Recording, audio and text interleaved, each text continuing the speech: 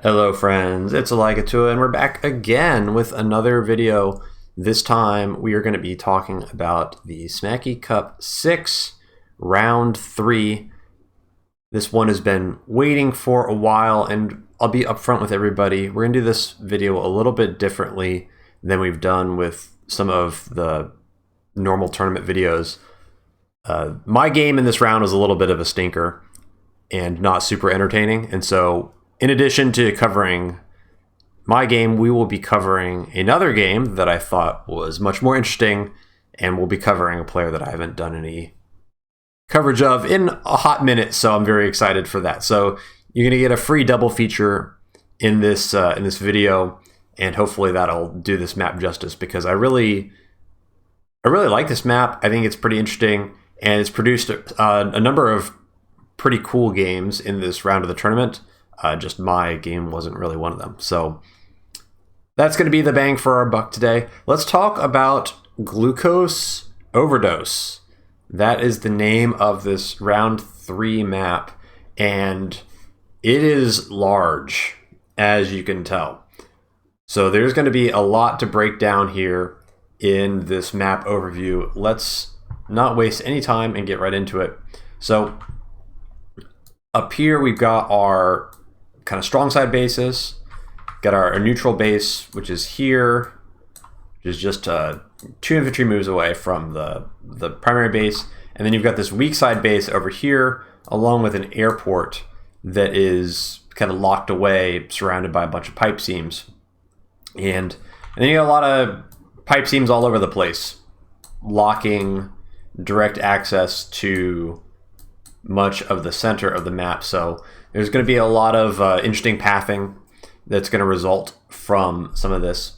And to start off, actually, let me pull an image of our reinforced paths from these bases. All right, so we've got our tank overlay up here, and if you haven't seen this view before, this is a kind of a map analyzer tool. I think it's like a Chrome plugin or something like that. But basically what's going on here is we've plopped tanks on all the bases, and this is going to show you where tanks can reach in 2 tank moves. And the idea is that anything that is within 2 tank moves, so anything kind of with gray squares or with purple squares, that's going to be pretty secure area for whoever is for whatever color the square is. And then anything in the middle, that is going to be your contested territory. And this is actually a really, really great way to quickly get a concept of what are the contested areas of the map and what are the contested properties, even if you don't know anything about analyzing maps or you don't know the reinforced paths, anything like that, because basically any property that's between the 2 sides is very likely going to be contested, and you just need to find the correct number of moves of the tanks to configure it based on the map size and things like that. And for this map, that's going to be 2 tank moves. So anything within 2 tank moves, likely going to be safe. And you can already kind of get a feeling for where you're going to be strong and where you're going to be weak based on the reinforcement paths of these bases. And this weak side is going to be pretty weak. You can see that 2 tank moves is really not extending very far, and you're really pushed into this bottom right corner pretty heavily. And actually reaching the center of the map is quite challenging. And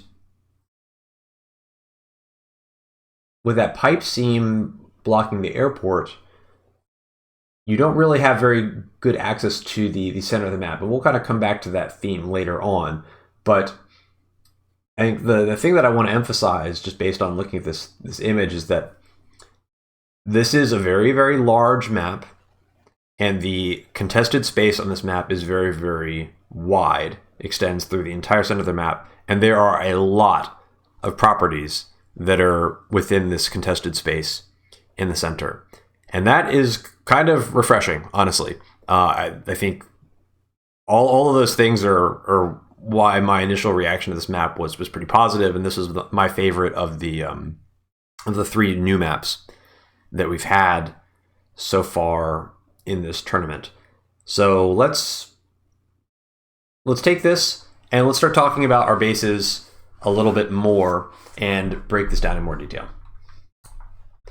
All right, so we're back into the game. So our strong side is going to be pushing infantry kind of up here and also to here. And interestingly enough, you also have a number of these back properties. Kind of, I'd call like all of these, kind of these back properties. And so the earliest tension, I guess, in the decision making that you have to make on this map is how aggressively are you going to push out into the center of the map to try and go for this line of contested properties, because you can put infantry back here and these are going to be really, really, these are free captures, right? And they're very fast to get to. Like, you've got a chain here, so that's going to be efficient to get to, and you've got chains over here that you want to get to. So those are all very efficient, and you can kind of prioritize those captures, and that's going to make your income curve very, very stable. But at the same time, these are also very, very efficient, and they're also very, very lucrative too. But you run the risk of getting interrupted, and if you try to go too aggressively for these properties and you get slowed down, then you might find that you're going to get out income curved by your opponent and end up behind in vehicles, and that's going to have negative implications for you as the game continues.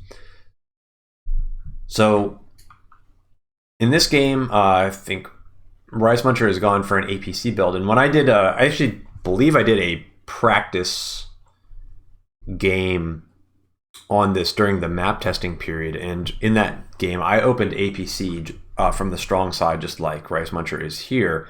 And one of the reasons for that is that you got a base here and you put the APC here, and then you get free boosties to go up to this one, and there's just like a lot of boosty potential.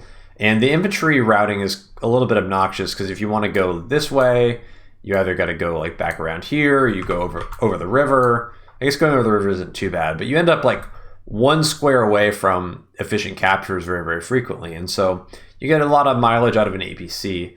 Now, you know how I feel about APCs. I don't love APCs because they leave you with 1 less infantry. So I always prefer T-Copters if you have the ability to get them. But this airport is kind of nestled away here, and we'll get to that in a minute. But APC, definitely a nice option here to kind of get you into the center of the map towards these contested properties, these lucrative contested properties, because they're all chains here. So chain, chain, and a chain. So those are definitely ones that you want to prioritize. Now, one note about the reinforcement paths for these bases: you're kind of filtered through some of these holes in the pipe seam, right? You can't just like send stuff straight out to the front lines, and this base especially is kind of trolled, because you have to go around here, and then you cut it like a mountain, and then there's a forest up here. So this base is kind of a mess to deal with. But one thing that you need to think about is this base is actually 1 square closer when going through this hole. So 1, 2, 3, 4, 5. Oops, that's not true. Am I gaslighting myself? Holy cow, I'm gaslighting myself. It's 5. It's 5 each. Oh no, it is 1 closer, but the mountain, or sorry, the forest is getting in the way. I was like, I knew there was something about this that I wanted to remember. So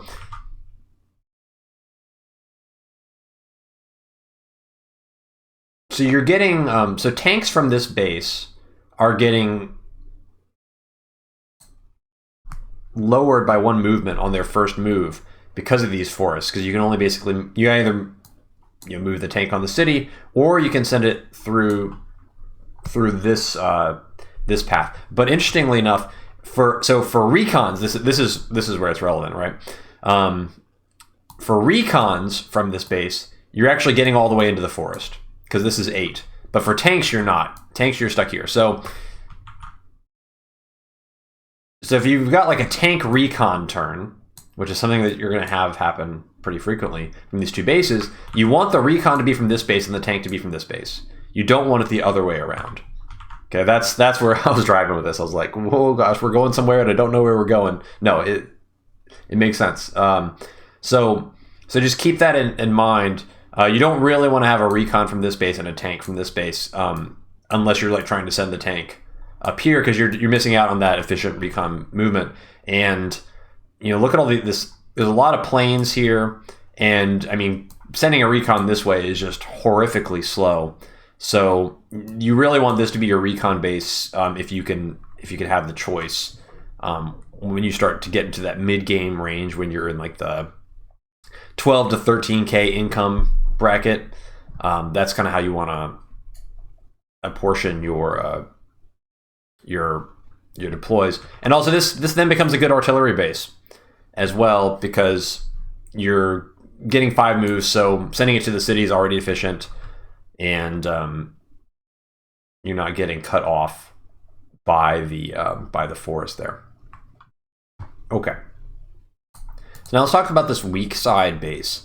And this weak side is actually going to be the more interesting side to talk about, because in the early game it's really, really important, and there's a lot of different options available to you. So first of all, you got this mountain that is going to be blocking your direct reinforcement route up here, but that's only going to be blocking your vehicles. It's not going to be blocking your infantry. And so all your vehicles in the early game are going to have to go around here, which is pretty slow because you've got these double forests that you're going to have to go through. And so that's why your first tank move is only going to get you to this city. And as you saw in the diagram earlier, 2 tank moves doesn't really get you that far.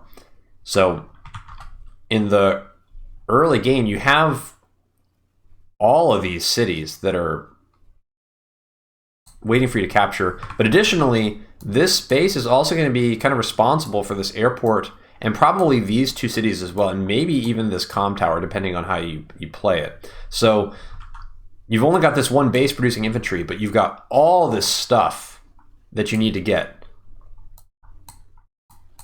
And so that's really going to be defining your early game on the weak side. Is you need a lot of infantry, but the problem is that if you're only building infantry, then you're very, very vulnerable to harassment because you're kind of capturing into the strong side of your opponent, and it's all very, very lucrative, but you have the classic weak side dilemma of you build a bunch of infantry, but then as soon as that side starts to get pressured and you start trading your infantry out, then you run out of unit count very, very quickly, and then all of a sudden you can't fight anymore, even if you're kind of spending all your money there because your infantry all die, and then you need this base to produce vehicles every turn. Where your infantry going to come from? So that's like kind of the classic weak side dilemma in Fog, and this map is going to be no exception. This is kind of a quintessential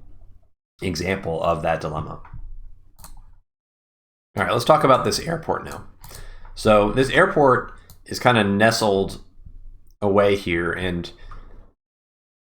it's not super easy to get to because you got to go over the mountain and you got to capture this, and then you also kind of want this chain too, but as soon as you capture the airport, then you got to go over the mountain again in order to get back to these cities to capture those. So it's not efficient. Like you wish it were a little bit more efficient, and it's the sooner you get this airport, it's going to make all of your captures in this really lucrative area slower as well, because you want to kind of rush out, and like in this game, Rice Muncher has captured this city here, which is a nice thing to get, because you get this city and then it's like 1 and then 2, so it's like something that you can be tempted to go after pretty early. And so the earlier you kind of extend into this area, the more chances you're going to have to get those properties, and that's going to incentivize you to kind of delay the airport a bit. But the longer you delay the airport, then you're kind of sacrificing some of these really efficient captures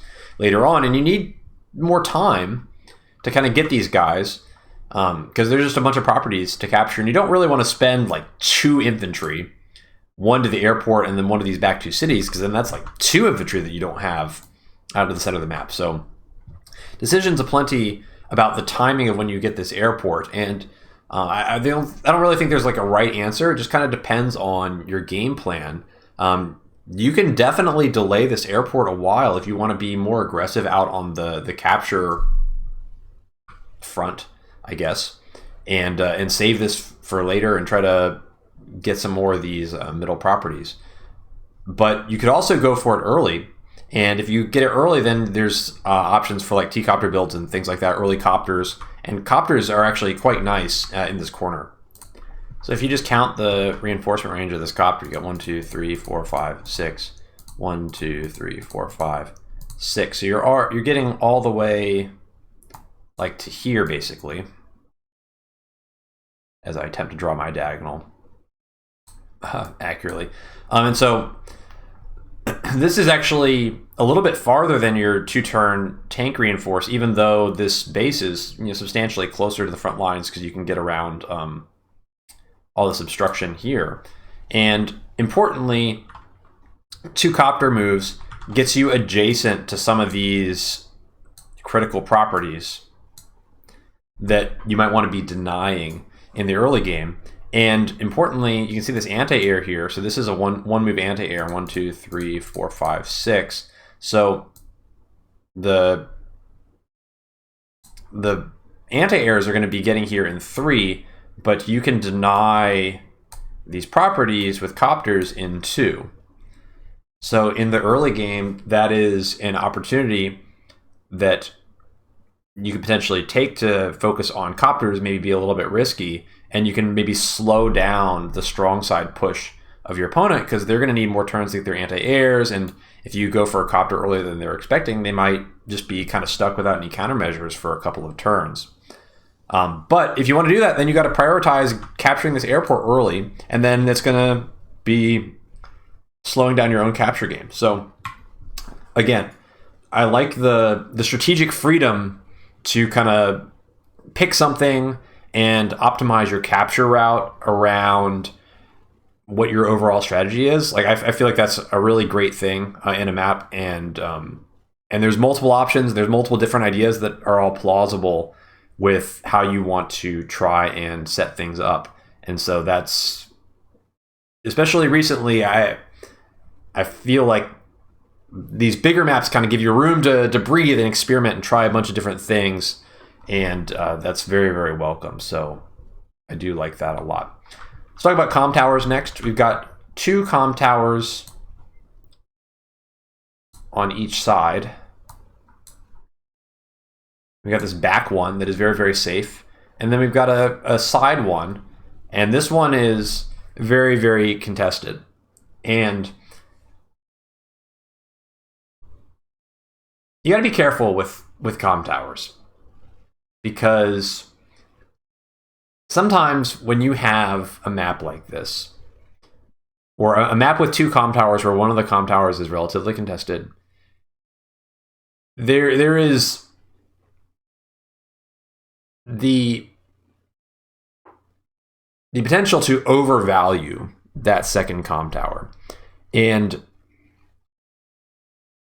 we'll actually kind of talk about this a little bit more later on, because this is something that ends up happening. But maybe an example that I can give is the game on Lulu Lagoon. I'll try to remember to link that video in the description. But it was a good example of prioritizing the comm towers at the expense of your income. And it may feel like, oh wow, my units are actually doing so much damage because I have this extra comm tower. But if you're doing it at the expense of getting cities and you put yourself behind in the income curve, then you actually might end up still losing out, not being strong enough, and kind of throwing the game because your army can't hang with your opponent, even if the individual units are doing less damage. So that being said, getting that second comm tower is going to make it much easier to clear stuff off of cities, because you get the two comm towers, and then infantry. 2 infantry clears off a city. 2 tanks clears a tank off a city. It's a very important threshold. So I think it's very, very good to prioritize getting your second comp tower.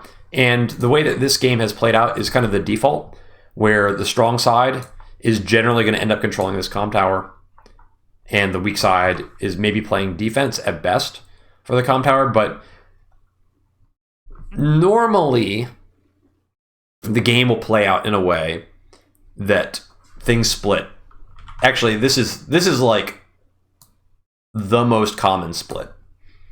We're not quite to contested properties yet, but maybe we can start talking about them.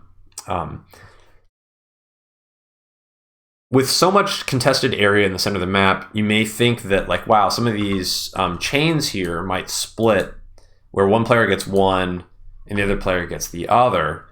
That's generally not how it works. So generally, strong side is going to get all of these chains. This is the default way things play out. And actually, where the tension happens is once these get taken, and then if you have like brawling starts, the unit count on the weak side starts to bleed out, and then actually this property and maybe this property can actually start to get under siege, because you just don't have the unit count to be able to maintain that. And especially in the center here, this is very, very hard for weak side vehicles to get to. It's like 3 movement, or maybe even 4.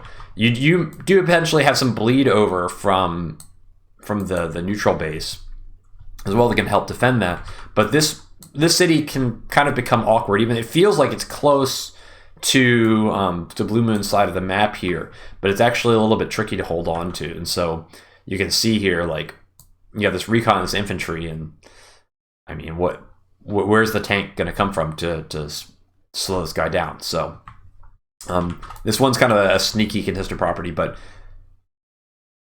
it's a little bit of phases of the game, right? Early on, the weak side is going to have access to this property and this property potentially. Maybe this property, maybe the comm tower. This is kind of sketch, okay? But especially here, because this city chains very nicely into this, and then this city chains very nicely into this, or maybe even this if you want to get really crazy. Now the challenge is you don't want to be too greedy and just get your infantry picked off for nothing, and you don't want to put yourself in a situation where you get this city or you get this city and then you feel obligated to try and hold it later on, and you end up spending unit count on a city that you can't actually hold, and then that causes you to kind of lose everything way harder later on.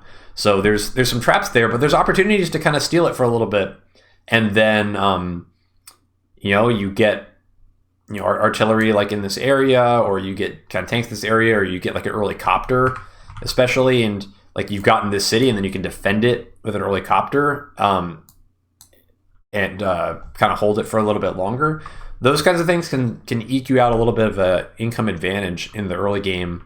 And so there's definitely these greed opportunities on the weak side. But after the early game, these properties right here, you need to probably give them up on the weak side, because just the flow of infantry is going to be too much to handle.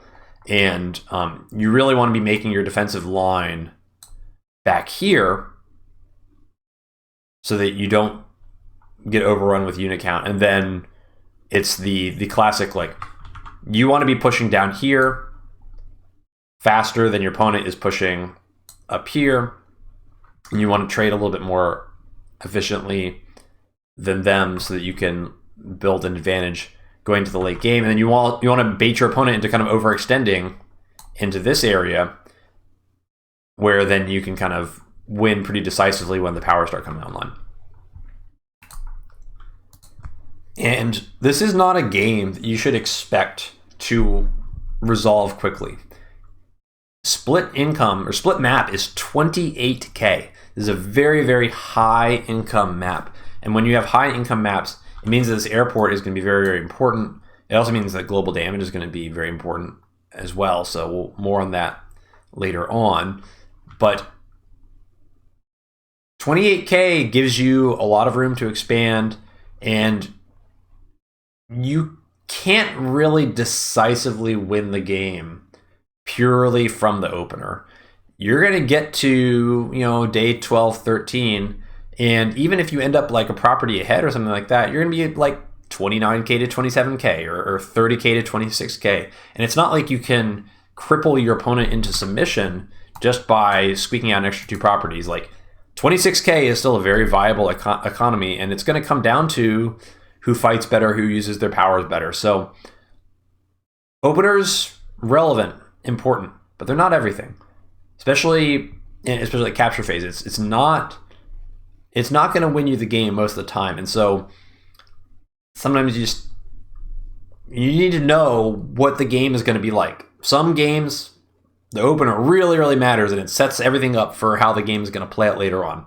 This map, you're in for the long haul, and expect to be. Okay, we're getting close to the end of the map review here, but there's a couple of loose ends that I want to talk about before we move on. One of which is this pipe seam. This pipe seam is kind of locking the weak side bases easy access to this direction. And it's also making the airport's reinforcement a little bit convoluted because you have to kind of go around it. But if you break it, then you can kind of go straight into the middle. This pipe seam is worth breaking eventually.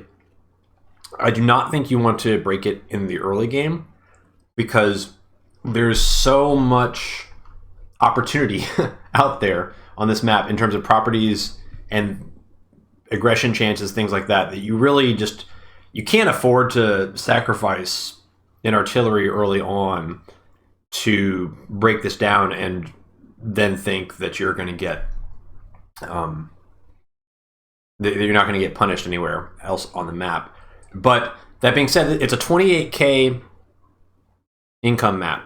And so once things get to like day 12, 13, 14, leaving an artillery here is not really that much of a sacrifice. And it does meaningfully improve your reinforcement in the long run. Initially, if you build copters, like the copter can kind of loop around here. And that's 6 tiles. So 2 artillery plus a copter will take it out. Or if you're just sending, you're going to be building copters many turns on this map because you have so much money. So hiding the fact that you're building copters is not really that important. So you kind of spam copters out of here, and maybe you're only going to take 1 artillery hit because if you get like 3 copter hits on the pipe seam with two comm towers, then that's going to be pretty close to what you need. So worth breaking eventually, but don't do it too early. And actually, once it's broken, then you do have a little bit of better synergy, especially just to defend this property and this property, because now like your reinforcements here can kind of link up if you're sending vehicles from this base, and it makes front shifting a little bit more cohesive. Or if you want to go like really crazy and just like all in the weak side, then you've got the flexibility to do that. But it's just worth doing on its own, purely because of the reinforcement benefit for the airport, and it's not going to be a huge amount of your resources once you get into the mid game. That's your pipe seam. And then one last thing, HQ is here. Okay, and this is another map where the HQ cheese is definitely it exists. Okay, and when I was preparing for my match, I actually explored how viable it would be to go for it again. You all saw what last round was like, and I was like, what is the funniest thing that I could possibly do? I could just do it again, and you can. And the reason it's devastating is because you have these pipe seams here, and so the only squares that can touch the HQ are here and here. And especially if you're Sammy, if you're going to be able to interrupt a capture on the HQ, then you need to control both of these squares, and that's it's not necessarily trivial. The problem is that this is, at least in the tournament, this is a tier 3 matchup, and so if you're going for Sammy on this map, you're kind of telegraphing what you're trying to do a little bit. It's not like the last map where you can just go Sammy on her own merits and have be able to sell the illusion that you're not going for a cheesy play. On this map, yeah, Sammy Pick says, yeah, I've got something silly planned. So, and I did some of I planned out like what it would look like, and the problem is that you have to have an infantry like here, or potentially like here and then to here, something like that. You have to put an infantry in a vulnerable place at some point in order to get it close enough to capture it. And if your opponent knows it's coming, it's very easy just to have a recon like in this area just watching for it, and then you interrupt the infantry even before it gets close enough to the HQ to cause trouble. But if for some reason like they weren't expecting it, and you're Sammy, like you can do like the copter thing, or you can do the tank thing. You could do APC is a thing, but basically you go from this base here and you just kind of march the infantry like right up the middle. You don't even really need transports because transports can't actually speed it up that meaningfully. And then you're kind of playing some RNG with what your opponent decides to do with their capture routes on the weak side, because if they basically neglect this property late enough, then you can get through unscouted and then the game just kind of ends. So I think after this tournament is over, this black boat needs to have its HP buffed. I mean, I think it'd be fine if it was just a full HP black boat, to be perfectly honest. But 1 HP, you're dangling the carrot a little too close to people who like carrots, I guess. But be aware of that. If your opponent picks Sammy and you get cheesed, then you really should have known better, because it's Sammy's not really good otherwise on this map. So, speaking of Sammy, I think this is a good time to talk about the COs for this round of the tournament. And this is going to be a tier 3 set of COs, and Kindle is banned for good reason. A lot of cities that border other cities, so Kindle really, really good. You got the global damage aspects. You've got a million properties for high society, where Kindle is just gonna be one-shotting everything as soon as superpower gets up. So Kindle probably rightfully banned, but that leaves us with really probably 2 COs that are ones you're gonna want to look at. You can look at Andy and you look at Drake. And there's good arguments to be made for either one of these COs. As Andy, it's a high-income map, which means that you're going to be building a lot of air units. Andy copters are quite good, and you're going to be getting a lot of them. Additionally, you're going to have a lot of tech, so Andy bombers are very good as well, because oftentimes you're not going to be able to one-shot a bomber with an anti-air. And so if you leave a bomber at 1 HP and then, well, Andy's got hyper repair, all of a sudden it's a 6 HP bomber, and that's a valuable thing to have. Also, hyper repair, very, very good with tech units, like your Neotanks. You go in, you send the Neotank into a Neotank, and then you heal it back up to full. For hyper repair, it's a very efficient way to utilize your tech units. So definitely some potential for Andy play, but also Drake. I mean, global damage, like, it's never bad. You're gimping yourself a little bit with your air units, which is not ideal because you still need to build air units to keep your unit count up. But everybody always says that Andy kind of hard counters Drake, but it's really not the case.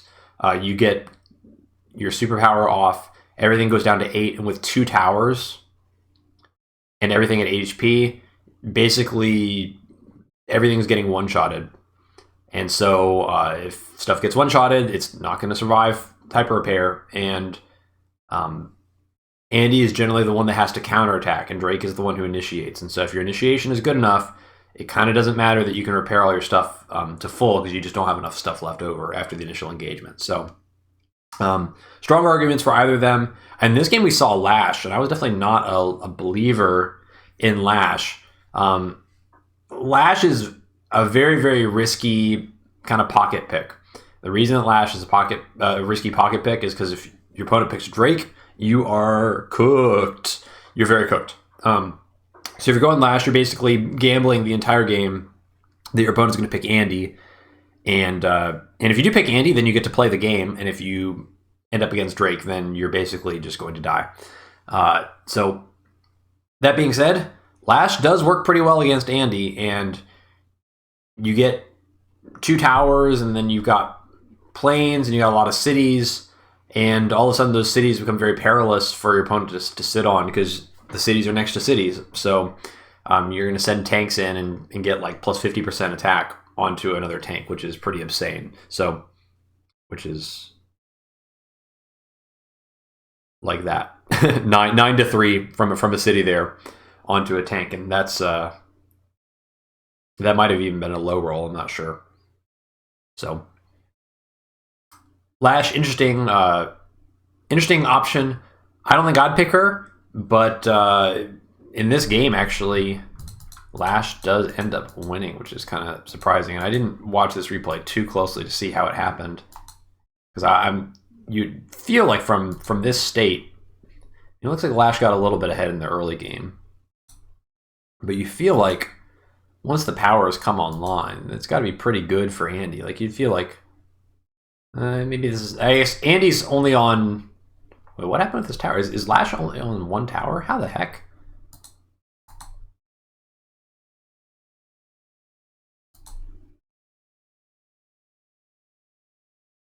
What?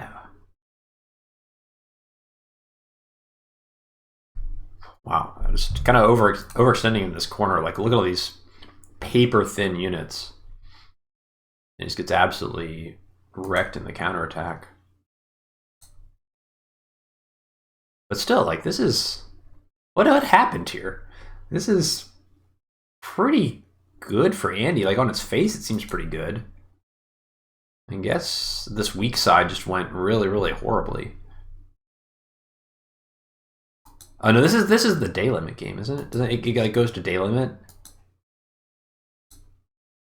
Yeah, Andy doesn't have enough infantry down here to properly capitalize. That's the issue. Andy ran out of infantry down here and has got like total dominance in this corner but can't capture anything. And then all this stuff got flipped. And now, so this is like this is how the strong side, weak side dynamic plays out, where eventually this weak side kind of gets wiped out. And you can kind of see it on both sides, right? Like the weak side just loses really, really hard. But then it's, what can you do with that? Can you get these second tier of properties faster than the opponent? And yeah, day 26, and all of a sudden Lash is up 4K, and by this time, like you don't need to kill the army. You just need to keep the properties, and as long as you're still kicking by day 35, it's pretty much the end.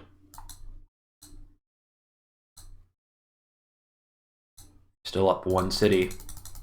Got the lab as well, so that's actually 2 cities now. So Andy has to flip 2 cities before the game ends. Wow, and lost both bombers.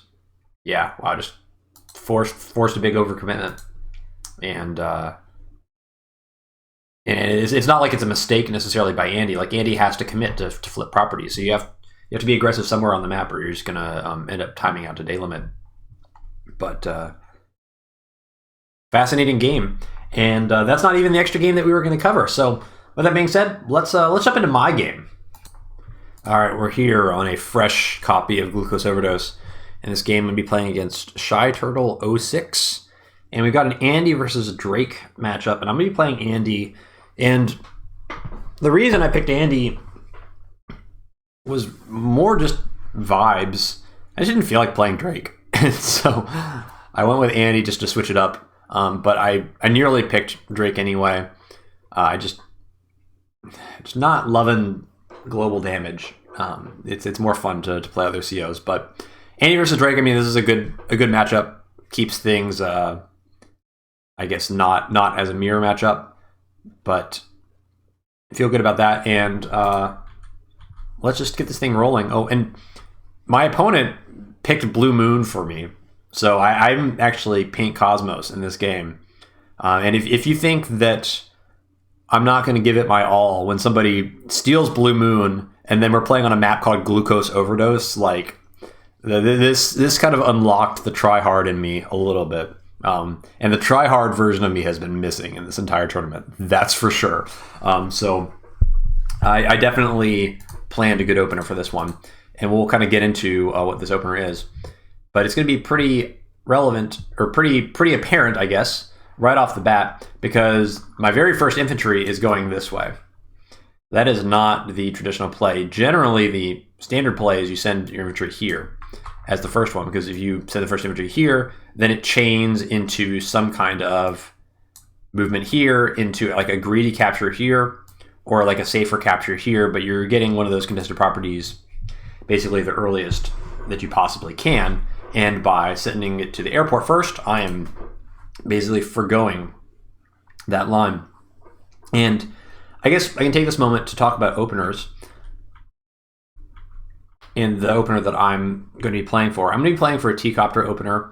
I opened with APC in my map test game, so I wanted to switch it up a little bit. But I just think that greed is really, really, really good on this map, because there's just so many objectives to get to, and the T-Copter becomes valuable later on in the game too. So if you're ever going to think that you'd want a T-Copter eventually, oftentimes it's going to be just beneficial to get it at the beginning and get the absolute most efficiency out of it as you possibly can. So that is what my build is focused around. And we're just going to be really, really efficient. And we're going to be delaying almost everything as much as we can. And so we're sending this infantry out early. And we're going to be skipping this basically to go straight for a chain. So I'm going to be sending this guy to here. And then I have the option of doing some sort of greedy capture here and here. And the concept here is that this is going to get me some city very, very quickly that I ought not to be able to get. And the only way, it only loses against a really, really early aggro build from the strong side on my opponent. If my opponent does any sort of T-Copter build or APC build or anything like that, I'm basically just going to steal a city for free, or any kind of safe build, any sort of aggro build on the weak side to kind of deny this, which is, I'd say, much less common. But basically, there's kind of like a range of openers, right? And this specific opener is designed to be good against all but one of them. And I'm just hoping that I don't get unlucky and run straight into the particular variant of opener. Additionally, this city is nice because I can basically go after here or here, and even aggro openers from the strong side, if I end up going for this one, then any recon openers down this side are actually going to miss it. And if I go for this one, any recon openers that go in this direction are likely going to miss it as well. Less common. Because like this recon probably ends up, like in this area and being able to see both of these, but certainly like there's some variants of aggro, or if like the aggro is like day 5 recon or later, then you're getting something good out of it. So that's the theory. And even if it does get shut down, like the goal is just to be so efficient that we can kind of survive getting some captures interrupted, because it's a 28k map, and so we're trying to steal a little bit of an edge, but you're not really winning this game in the early game. It's going to be decisive later on when the armies start to fight against each other. So we're going T-Copter. We put the T-Copter back there, and we get the free boosty. So this boosty now, this guy gets to go here one turn earlier, so that's going to be kind of 1k free income just purely through efficiency. That's going to help make up for the T-Copter cost. And actually, this city is in the same situation as well. So we're getting kind of double free boosties here to basically accelerate 2 captures by a turn.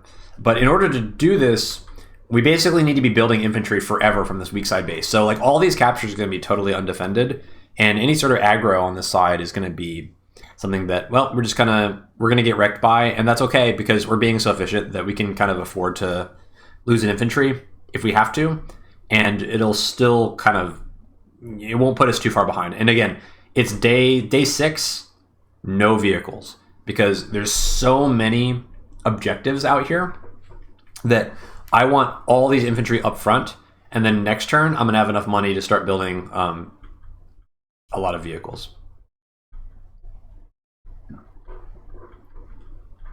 But we see nothing as expected.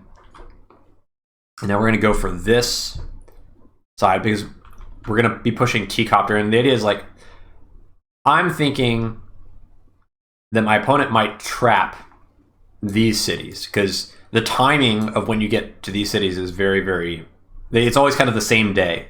And so a very sensible opener is you open recon here and then you go in this direction. And so I'm hoping that if my opponent like sends over here and wants to deny this, they might miss this guy and allow me to get this corner for free with the T-Copter. So that's my theory, but it's kind of a rock, paper, scissors risk. And I'm going to use this T-Copter to try and see if I can either steal this city or maybe even steal his comm tower. Because it's already day 7, so I'm going to be capping this on day 8. And especially if my opponent opens like tank on the weak side, then I'm going to be in pretty good shape because they're not going to have a lot of vision to like deny me these greedy captures until I've already got them. And if I get them, then I'll just run away and play defense, and that'll be the end of that. But by not going after these cities, I'm kind of giving up these cities. And I'm just saying, like, I'm never going to get these. These cities are only cities that you could ever get in the early game, and then you're going to lose them eventually. And so by deprioritizing them, I'm saying I will just never get them. But efficient back here, like I went here pretty quickly to get this chain, and I'm already working on these chains back here pretty efficiently. And now I'm being a little bit greedy, and I'm going to try and see if I can... I'm going to run into something somewhere for sure and get smacked somewhere. But as long as I don't get smacked everywhere, it's going to be okay.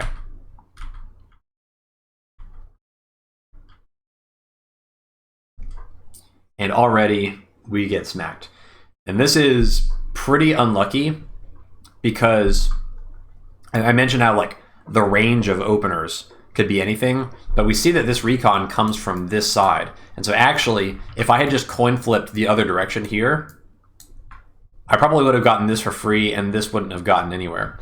Now I know where this recon had to be. So he's here another turn, and then you 1, 2, 3, 4, 5, 6, 7, 8. And I know that he's already all the way down here because we can check the fuel. See, he's got 64 fuel there, which means he moved 8 squares both turns. So he was here last turn. And the annoying thing about him being here last turn is 1, 2, 3, 4, 5. He saw this infantry as well. So this is like the absolute worst possible world for me. This is basically the one variant of the aggro opener that I was hoping to not encounter. Because how does this infantry 96 fuel get here? It only has it can only be a T-Copter. So my build is absolutely face up at this point, and I've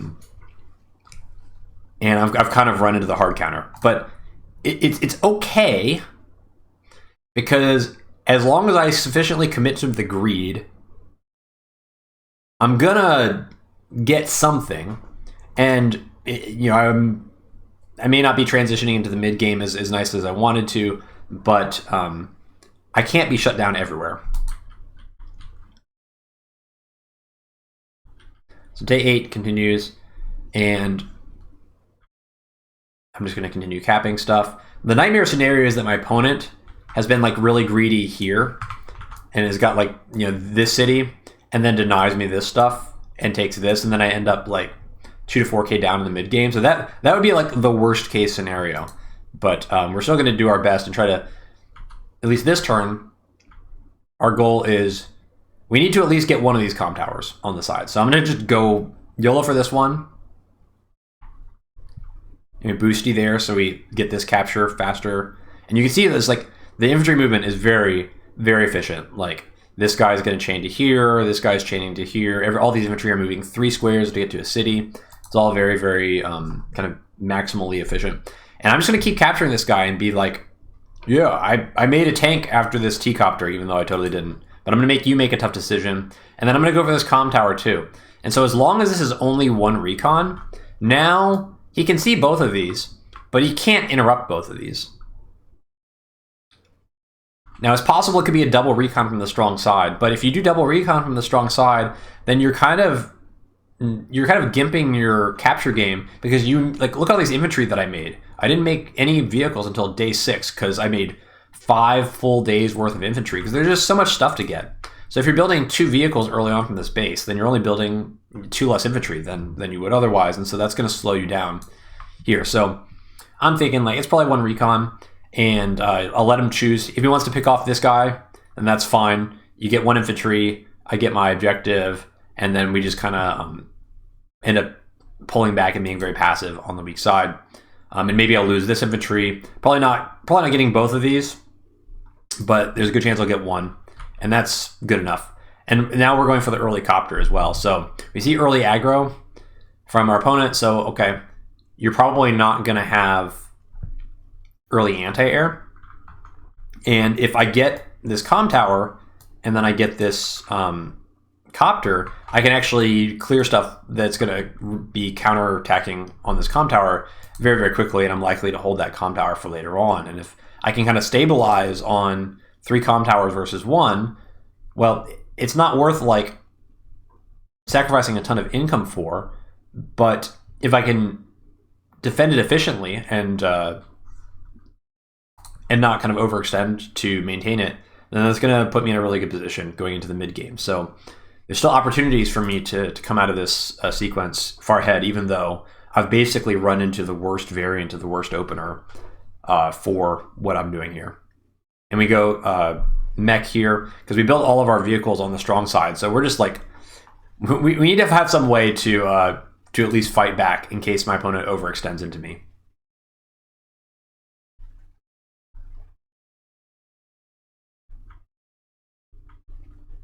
And an infantry comes up and kills this guy. That is horrible for me. And the only way that infantry could actually be here is if he kind of cap skipped. Like you better believe that I kind of went back and like went through like all the possible like infantry movements and things like that. So I was not expecting that infantry to be there. It should have been capping something else. But at the same time, the fact that he showed up here to clear off my infantry means that he denied himself a capture somewhere else to have him in position.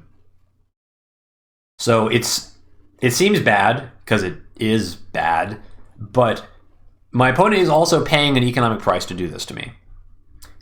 And so now it's horrible, because this recon comes in, and it hits the tower. And there's another recon, I lose both infantry. Oh my god. This is the stuff of nightmares. So yeah, this is an absolute horror show opening for me. This is literally like, if my opponent was playing without fog, like this is what they should do. And I've just run into the absolute hard counter for my opening. I've got both of my greedy infantry picked off on the weak side where the infantry count is like super important. And I've given up these contested properties, and I haven't been able to contest these properties as well. So it's horrible. But I'm just going to keep focusing on getting the contested properties that I can, especially on my weak side. And we do get this comm tower, so that's good. So at least we have 2 comm towers. Well, we don't have this one yet, but we will. So as long as we just kind of do the things on the strong side that we need to do, we can get into the mid game and it'll kind of be okay. But we got crushed in rock, paper, scissors, and this is exactly what we kind of expected to see. This infantry going for both of these cities is like super greedy, and now I don't have either of these cities, and he's got this one. I have to interrupt this for sure. There's just no choice.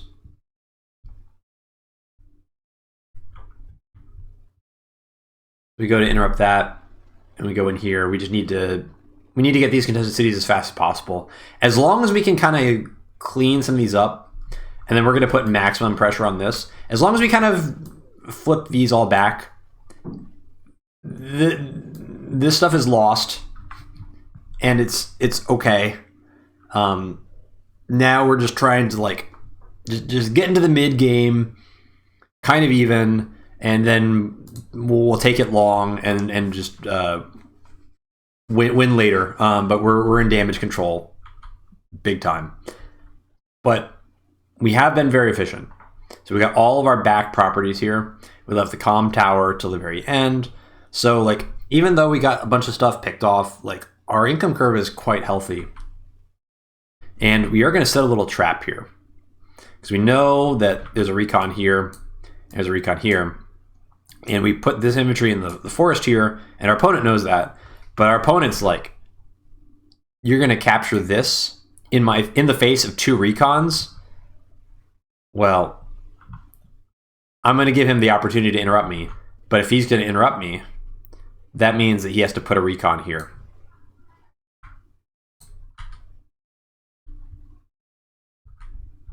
And if he puts a recon here, there's a mech here to pick him off. And conveniently, this mech is just out of vision range. Okay, so I'm playing a little trap here. Or if you want to be cheeky and go after this city that you really ought not to be able to contest, then I'm going to punish you for it. But wait, you might say, what if he goes down here and now he sees the mech and he's got the second recon? He can just take the second recon and put it on the city. Well, I'm prepared for that too. Put the copter here. The copter is out of range of the city. 1, 2, 3, 4, 5. And this copter also can cover this tile as well. So this is not like, it's not the most efficient movement for getting this copter out on the board, but I'm just playing safe. This copter covers everything that I want to cover. Covers this city, which is another potential harassment target, and it covers this square here. And importantly, if my opponent sends these recons in, it's still not going to see the copter, and this is a very early copter, which means it's going to delay the anti-air by an extra turn if my opponent is reacting to what I do. So it's like the little details here. This positioning is actually pretty important. It's here on purpose. So the trap is set, and now we just build a tank here because we need to stabilize this side. And we got pretty good income, so double tank. It's not bad. 15K. And what do we have here? The infantry show up here.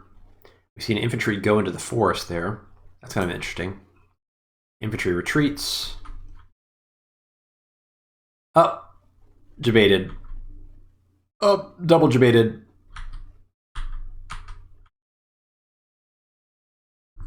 And now it's time for the trap to be turned around. So all this good work that my opponent did with these 2 recons, but I mean, this is the story of fog. Like, you're a 1200, 1300 fog player. Like, you learn from this. Learn from this. It was a great opener, and then you got trapped, and when you got trapped, you got mad that you got trapped, and then you committed further, and now you're double trapped. So first of all, we finish off our caps here. We're going to trap here with the artillery.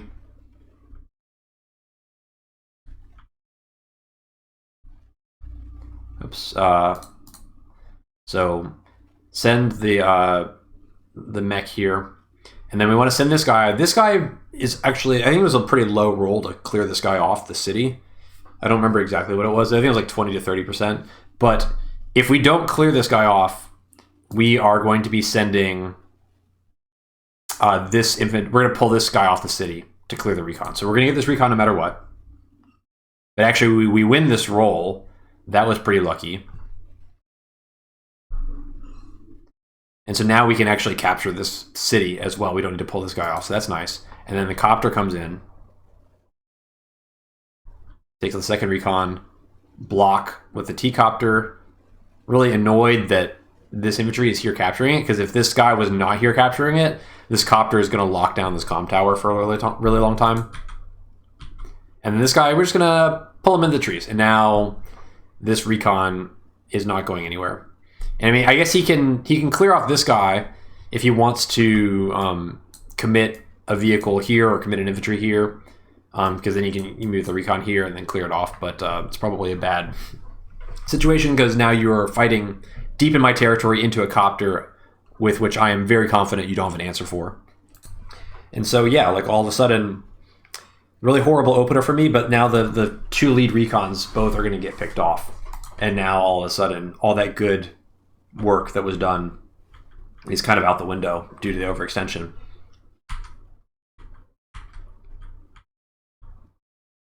Tank comes in here to interrupt this, which is okay.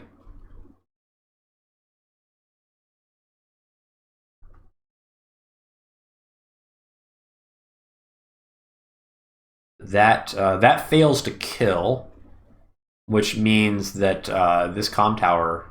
Well, why did it fail to kill? Oh, this guy's 8. Never mind. This guy's 8.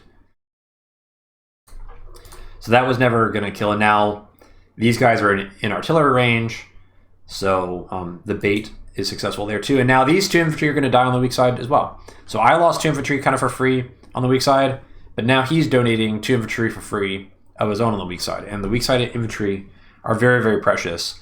This is an overextension. You can't really contest these properties in the weak side in the long run. You're just going to be throwing your infantry away, and then once your infantry are dead, then you're going to be in really, really big trouble. So maybe you can deny this city. Going after this city is a mistake.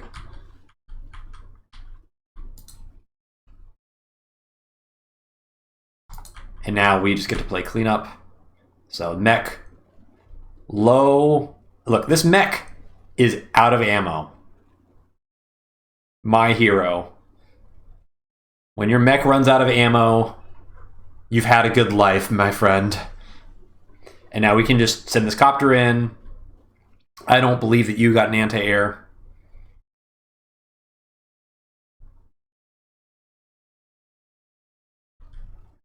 Now we can finish up capturing the city, and by the end of it all, we did at least manage to stabilize the weak side, and we ended up doing pretty well in the unit count, because we've taken out 2 recons and only lost infantry.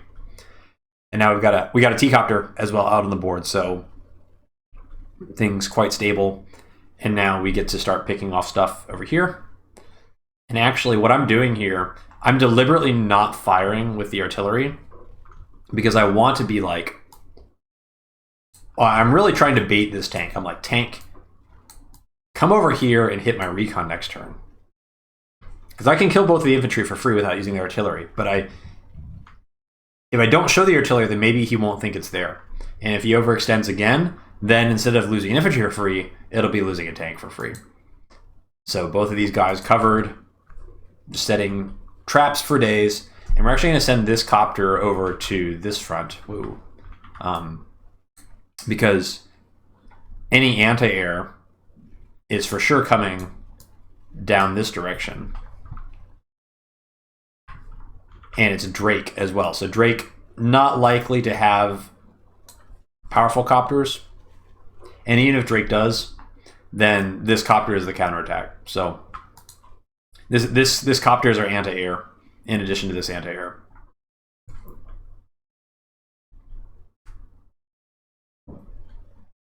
So we're just going to go in, and we're going to get this guy wounded so that we don't really have to defend this comm tower. Having to defend this comm tower would be a little bit obnoxious because we don't really have an artillery in position to defend that. So just kind of assuming that this infantry is going to die, but trading infantry on the weak side long term is going to be very beneficial for us. So we're happy to kind of take this trade, even if it's a little bit inefficient right now. And yeah, just getting mechs.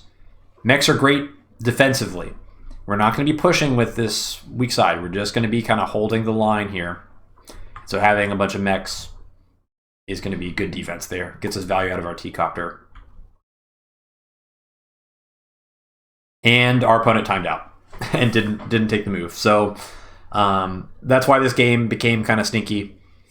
Because now the game is basically over because I get a free turn to capture all this stuff. And I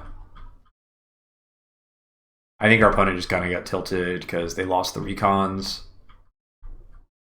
and then neglected to play anymore. And then I went early Neotank there. This goes on, but he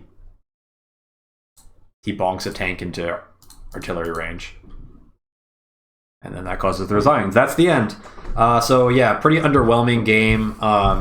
Didn't even make it into the mid game, to be perfectly honest. Because like overall,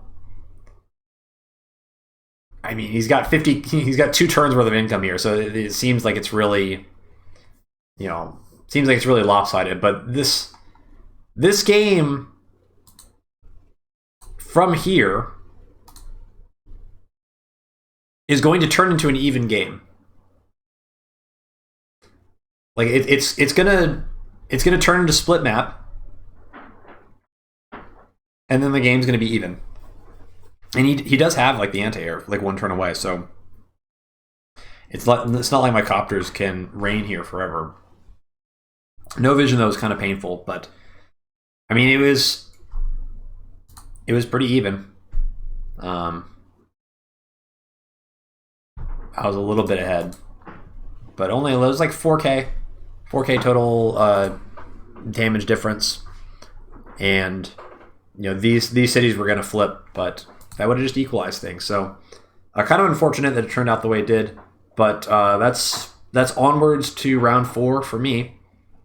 So I don't really have too much to say about this one beyond what I have already. You can see that it was a day 4, day 5 recon strong side, and that just was the absolute perfect thing to do. If I had done, like APC, like in my my playtest game, it would have been incredible. I would have shut down stuff pretty hard. But instead, I kind of run face first into the perfect counter, but then the classic overextension into really safe territory, throwing away early advantage. I end up trapping the opponent, and then that's just the end. So, all right, that's going to do it for this one. Let's switch to our second replay. I know you're going to be excited for this one. Yes, that's right. We are going to be watching Rip's game in the round 3. And we're going to do this because my game it didn't really make it to the stage of the game where this map will generally progress to. And so I think it's a much more representative example of what this game will turn into. And this is also a pretty spicy matchup. Rip is going to be playing against Average Joe. And Average Joe is one of those bracket monsters that doesn't have a high enough ELO to get seeded, but has very, very strong performance in tournaments in general. I believe he was a finalist in the Smacky Cup 4, if I'm remembering correctly. And actually in the Smacky Cup 1, which is before I was even playing tournaments on the site, actually won against Rip. That was a long time ago, and Rip's improved since those days. But this is kind of a fun rematch now, them meeting again in the Smacky Cup 6. So we're going to be taking Rip's perspective on this one, and this one is going to be Drake versus Andy. So the other side of the same matchup that we just watched, but we'll be following Drake this time. And you can see already there's some interesting choices being made here. First, infantry going to the right. Let's see what happens with that. I have not watched this game in a super amount of depth, so we're going to have a good time kind of following Rip's decision making in this game. Okay, so just going for this property first, maybe to chain to here. This is probably not the property that I would go for first if I was going from the weak side, but going to be deferring the airport. I kind of like going for this one first, but it is kind of a nice passive way to avoid harass, because if you think that they might try to jump on a capture attempt on this property, then just switching up the order a little bit and playing around that might get you out of a sticky situation. All right, onward we go through the first couple of turns. I don't think anything super exciting is going to happen.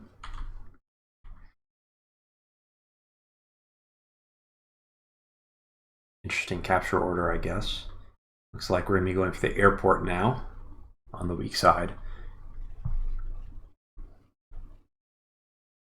Yeah, so going for this corner base. So I think maybe Rip is thinking that like early recon, kind of like the build that I faced.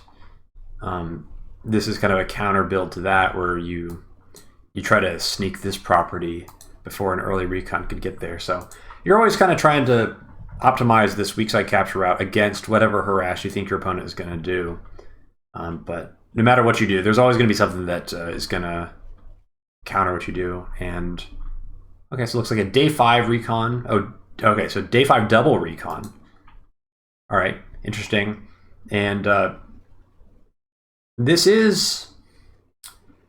There's a price to doing this. So in my game, I didn't build any vehicles from the bases until, I think, day 6. And sending all these infantry up out into the map does delay these back properties a little bit. And oh, actually not going for the airport, going for this city. It's interesting.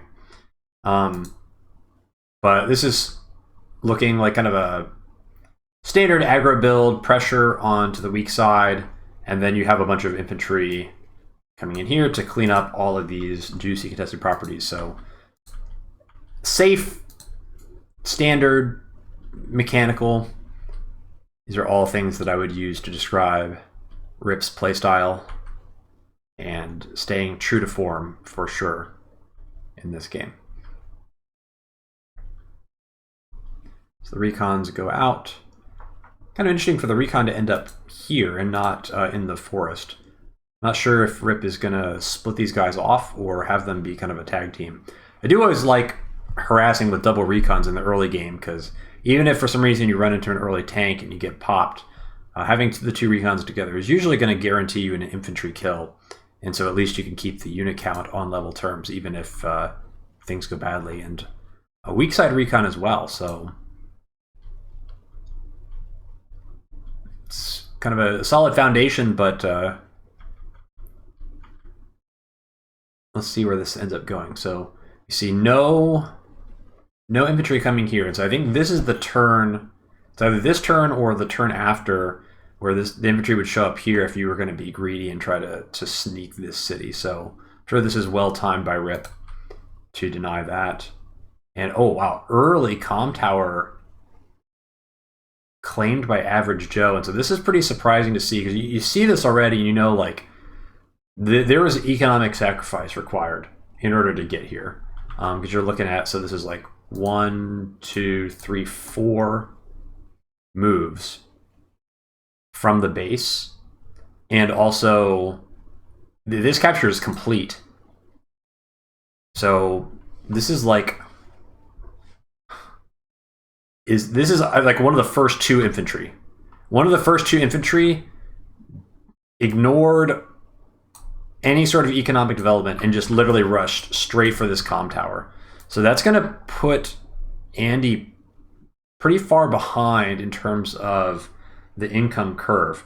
But it is a pretty good objective, and now that these 2 recons are here, he can kind of get away scot-free and try to follow up with some other captures after that. But if I'm Rip, I might probably skip this infantry up to here potentially and try to put some pressure on this city. Now there could be, this could also be paired with like an early tank from the weak side, but to kind of defend this. But I don't think there's any reason to panic necessarily. This is like economically, this is you can kind of live with Andy doing this. You still got this tower down in the bottom right that you can potentially try to go for, and this is a tower that you want to be attacking anyway in the next 2 to 3 turns. So you got 2 recons, you're prepared to kind of set that up. So if I'm Rip, I just keep building in the strong side and play economically, and in like 4 to 5 turns, the natural divergence of incomes should play pretty nicely in Drake's favor.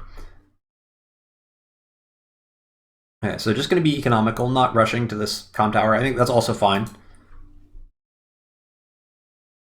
And just standard capture stuff. And so, yeah, so electing to go back here. So Rip had the option to go for this city, electing not to, just going to play it safe, economical. Be honest, I kind of like going for this city more, but it's nitpicking. You do technically have the option to go from here to here later on, but I feel like it's way too late for that. Like you have no realistic chance of converting this city by day 7. You would need to rush for it if you were going to get it. And artillery. Something I didn't talk about in the map review is that artillery are really, really good on this map. So you got this forest tile here and this forest tile here, and so these forest tiles can hit like all of these tiles. You hit this one, you know, they're covering all the chains. This one's pretty good too, although usually these cities are not going to be contested, so you don't generally need artillery like in this woods, but the other two are really, really strong. So having artillery, especially on the strong side, is very, very valuable and something you definitely want to invest in. And in my game I did, and Rip does here as well. And we're already to day 7, no tank from Rip, so I always like to see that. Sometimes I feel like people get tanks too early. So now what do we got? So the infantry retreats, which is wise. So yeah, so you see like Rip's going to get both of these cities this turn, but neither of these cities have even started for average Joe. So that's the price you pay when you go for this early comm tower. Like you've secured it, but you still got to defend it, and you're going to defend it with less stuff because you're just behind on the income curve. So aggressive capture here, but this is something you're expecting Andy to get this anyway, so kind of maybe annoying that you're not going to be able to deny this, but I'm not sure you even if this showed up next turn, I'm not sure you would be able to interrupt it very easily. Yeah, so like none of these like second layers of cities have been even attempted to capture, and you kind of got to imagine there's probably an infantry in here that just came from this city. But now no matter where it goes, these recons are going to be ready. I guess maybe if it goes here, this recon can't quite reach. But certainly if the infantry goes here, it's probably getting popped by 2 recons, so that's nice.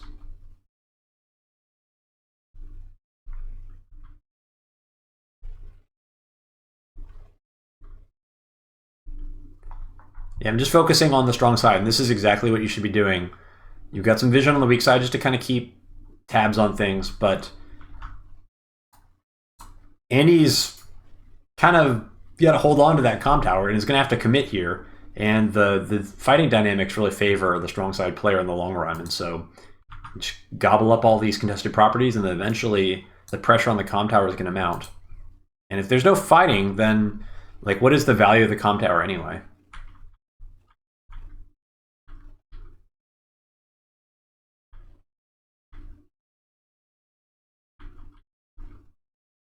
Going for this comm tower too. I don't think you can let this stand.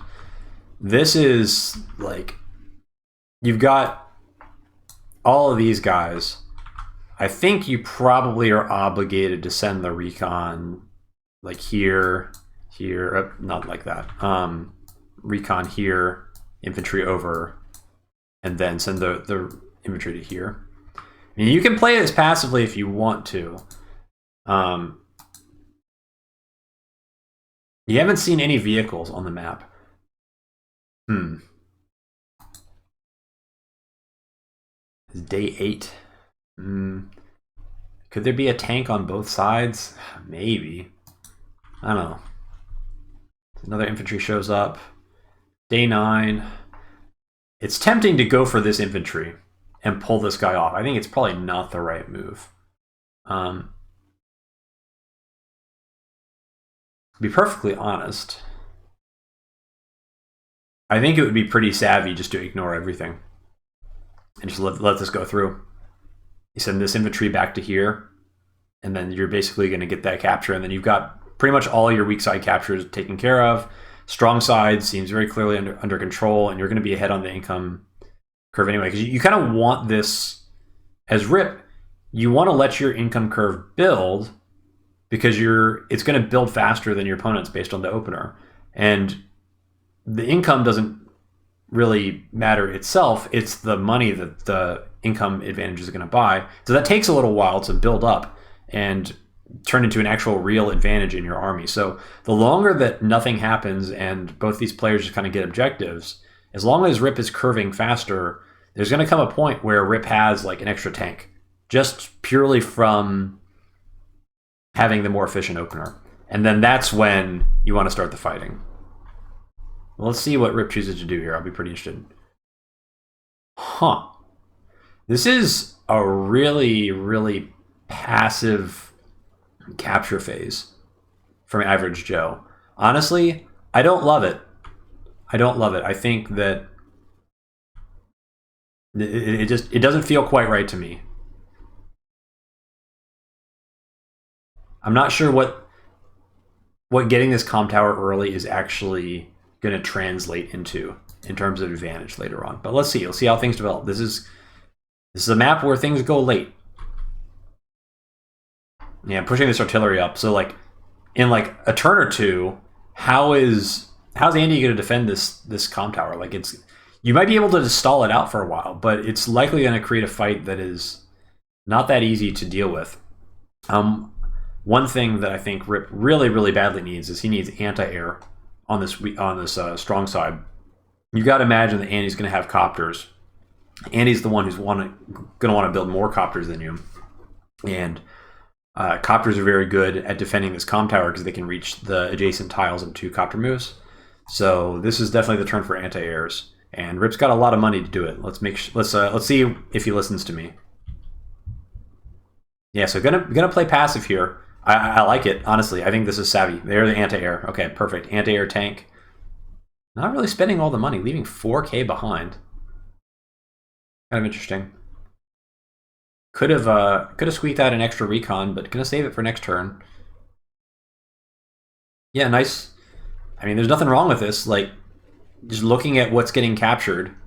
This is still not captured. Nothing's happening here for Andy. I guess if nothing's broke, then you don't need to force anything. Certainly, you've got great vision. Okay, recon comes in. 1, 2, 3, 4, 5. So going to see this recon.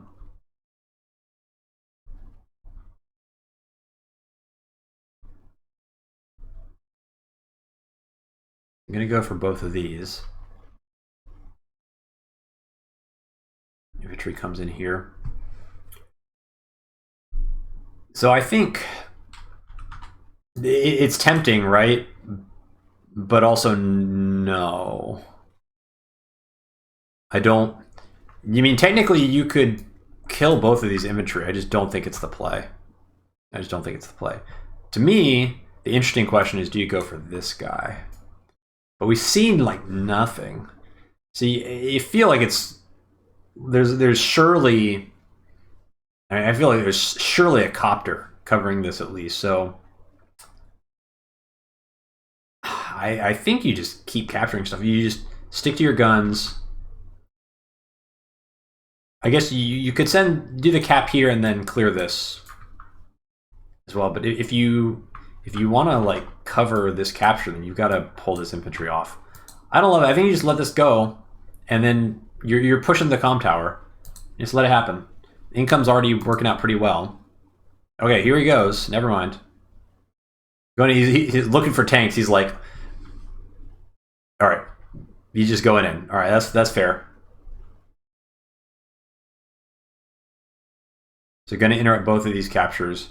And not bad, but unfortunately this recon's not covered by this tank. So this recon's probably dying next turn.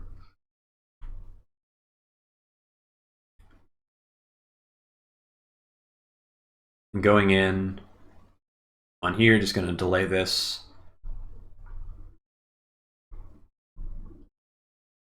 Yeah, so the artillery here, this part, I like this part.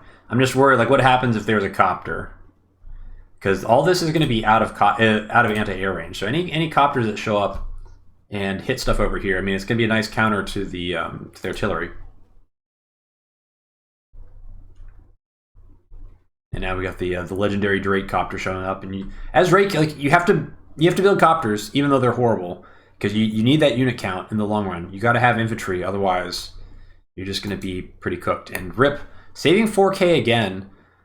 I mean, I get it, because it's like next turn is like the Neotank turn, right? This is like kind of an early Neotank timing. I'm assuming that's what's happening here.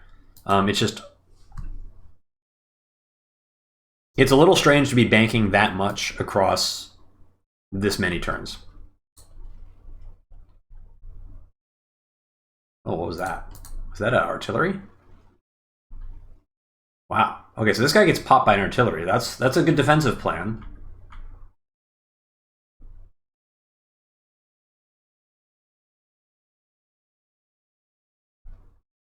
Yeah, so 2 infantry die here to kind of trade out.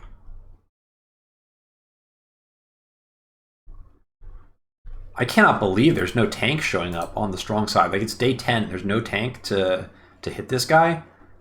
That's wild to me. So, I mean, that in itself is really, really powerful information for Rip. Because Rip's got to know, like, okay, everything's up here to defend this comm tower. Like, you got an artillery, which is either here, here, or here. I mean, I guess it could be here, but like, be real. And most likely it's in here. And so if it's in there, that's like, so 1 move, 1, 2, 3, 4, 5. It's like 3 moves ago. So it must have been like a really, really early artillery to get into that position. So it does seem, but like no tank showed up to hit this. Like, this would have been a 1-hit kill if there's any tank that could get to this city. So, like, I mean, it's the classic fog question. Like, where's the stuff, right? Where is the stuff? Very, very confusing, like, that nothing showed up, because there would have been good opportunities to have something fight one of these recons. Would have been a pretty free pickoff.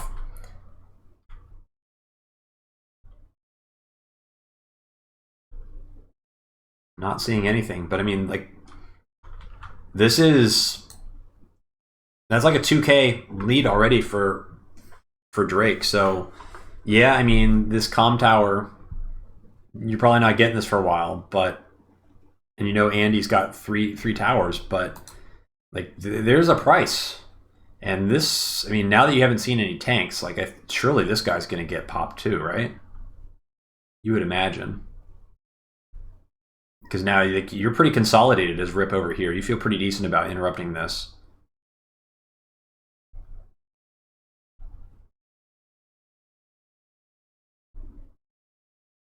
Now consolidating, so like, okay, you're gonna spend all of this material to defend this corner.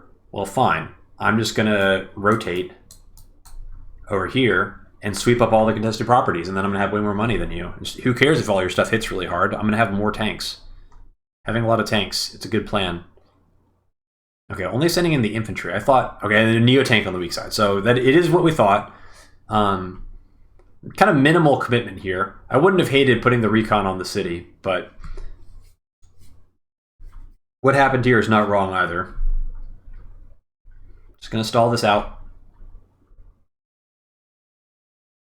Infantry's back. Okay, so you kind of trade out infantry, but you're denying that city for like a number of turns, so pretty good. And Rip's gonna have both of these cities, and neither of these cities have been cleared up yet, so this is like,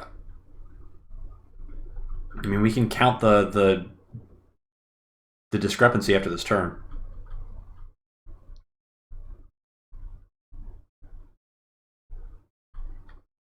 So we're looking at income. Now, obviously, Andy's going to be getting a bunch of cities next turn. But well, let's see what it's like after the captures are done. Wow, this city is still not been captured yet. That's wild. This city lasted a long time. I kind of can't believe that. All right, so we're at 27K. So we're 1 short of half map, but we know that our opponent doesn't have this, either of these. I mean, that's a 6K difference. We're kind of taking this one for granted. So let's say our opponent's got this one already. So 5K, but still 5K. And how much fighting has there been? There's been infantry trading. And Rip has come out of this 5K ahead. That is a huge discrepancy coming out of the capture phase for how little fighting there's been. So, sure, this comm tower is pretty secure, but it's still on Andy to find a way to stabilize this. Andy's got to lock down these contested properties, and Rip is.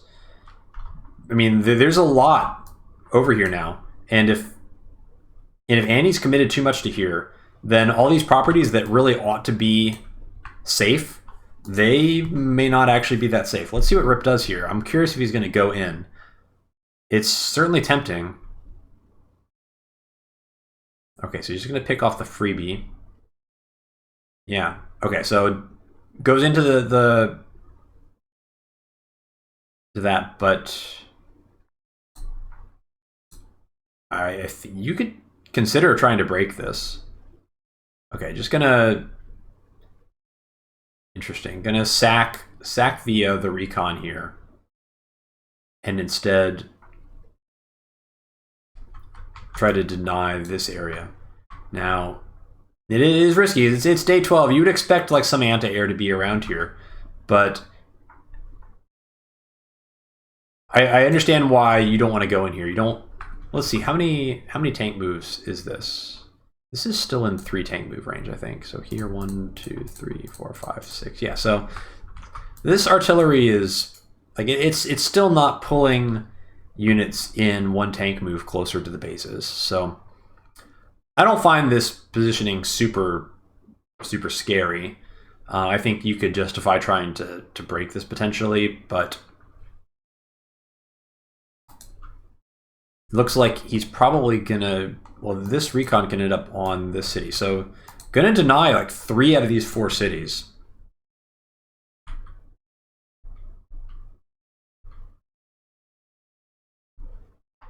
And you're gonna lose the recon. So one thing that is happening though is on this weak side, the infantry numbers for Rip are starting to dwindle, and that is what happens. You start trading out those infantry, and you can't really replace them very easily. And especially as Drake, you can't really rely on this airport as heavily to be spamming B-copters every single turn and then sneak out an infantry or 2 from this weak side base. But Rip consolidating, thinking, okay, Andy's committed too much to this top left corner, I'm going to consolidate, and now Rip's kind of ready to fight. Oh, this makes more sense now. So Rip wants to fight here because this allows the front shift to complete. So now everything is consolidated. Makes perfect sense. So yeah, you don't want to commit here because you're kind of outrunning your front shift. But now, if there's like 2 tanks up here, then this is going to be a crushing victory for Drake. You're just going to play passive and say like, okay, you got that comm tower, cool story. Yeah, and shifting everything over. So any sort of copter. Well, I don't know if he could have covered it. 1, 2, 3, 4, 5, 6. I was thinking if you could like pull the anti-air up this way. The problem is if you do that and there's infantry on this mountain, then it'll see the anti-air, which is not ideal. But like you'd love to like be able to get into this forest tile in case a copter comes like this way to hit the copter, but realistically, it's probably going to be an anti-air, if anything. But this is like exactly 2 copter moves from the airport if you send it through this route.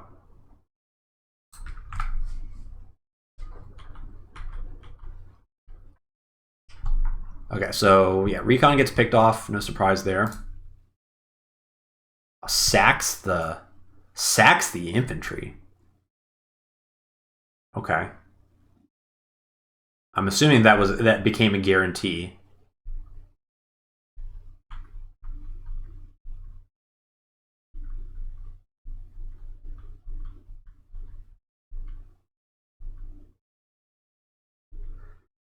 I don't know, like why is this copter alive? I just feel like it's crazy. It's crazy that this copter is alive. I'm just not sure why you would take this fight and then not also have something to deal with this copter. Like it's day 12, so you know that Drake is going to have to build copters eventually. And now it's not great either, because now you cleared this recon off with the artillery, but now the artillery is not covering these tanks. So these tanks are kind of isolated, and I don't think there's any way that Rip is just going to ignore these tanks. So Rip kind of took a pretty good engagement. Still is denying these two cities, by the way. So that's like 2k every turn now, the longer these cities don't get taken. Denied this one, at least for one more turn. And now like the battle's kind of going Rip's way too. And sure, you got the comm tower lead, but it's not everything. I imagine it's just it's fighting time. It's very clear. All right, yeah, so even nice. You just deny these with infantry. You're happy to trade infantry on the weak side now, because now, like all this money is being funneled over here. So you're happy just bonk infantry into infantry, keep these cities denied, and the longer these stay uncaptured, it's 4k every turn. You just stonks. And the next turn, I really feel like you want to continue this fight, because the Neo tank's going to arrive next turn. So you keep engaging this. I mean, you got so many tanks. Surely this continues, right? I'm going to feel really stupid if Rip pulls back here, because I would be fighting. Wow, this artillery's going to like go this way? Wow. That's okay. That's crazy. Oh, maybe this is for the pipe seam. 1, 2, 3, 4, 5 hits the pipe seam. Okay, that I like that actually. That makes a lot of sense. Oh, is he gonna disengage? Okay.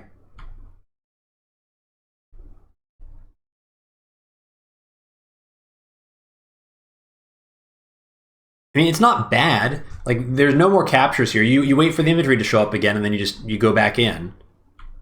And you got the Neotank now, so you're in no danger at all. Yeah, I mean, it's okay. 5k, again, like every turn, these don't get captured. It's 5k.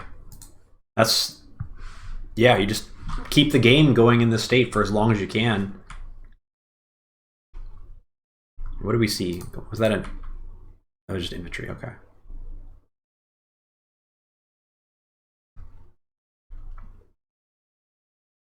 That is pretty crazy though. Like the three comm towers means that's a one-hit KO. That would not be a thing without 3 comm towers.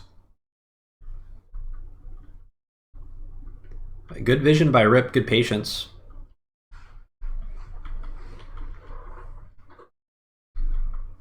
Yeah, I'm just gonna force him to continue pressing in here. So yeah, then obviously you just deny this.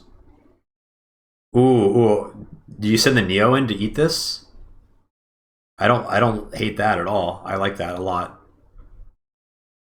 Okay, it's a little spooky. Like, this is a big copter commitment. These copters are a little bit... Oh yeah, you just eat it. Nice. Yummy. Wow. Okay, this is a very backward situation. Rip's weak side is way stronger than it ought to be. And all this stuff is just getting absolutely cooked. So you put the tank here, right? You put the tank here and then clear this guy out. Surely. Yeah, good. Wow. That's a devastating blow. Joe needs to have an answer to this Neo tank, and I'm concerned it's not there. This is looking really, really good for Rip. T-Copter, wow. So T-Copter, just to put pressure in this bottom right corner.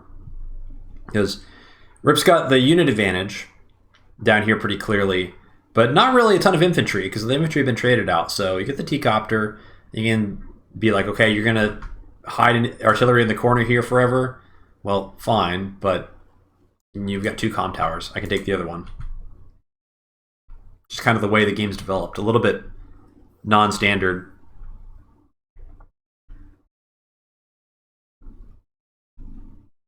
And now a medium tank on the other side. So now you can see what's happening here, all right? So this is the turn, right? This is the big surprise turn. You reveal the Neo tank, you take like a really decisive victory, and now Rip is thinking, where do I want to be in 2 turns? I want to switch. So now T-Copter, infantry, busting pipe seam. Copter's going this way, building up the vehicles.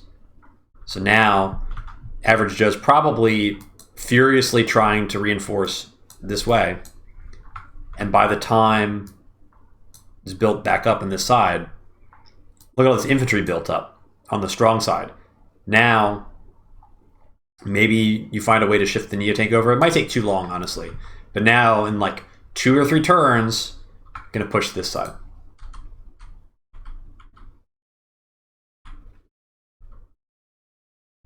And every turn that goes by where these cities are staying neutral, it's 4 or 5 extra K in Rip's pocket.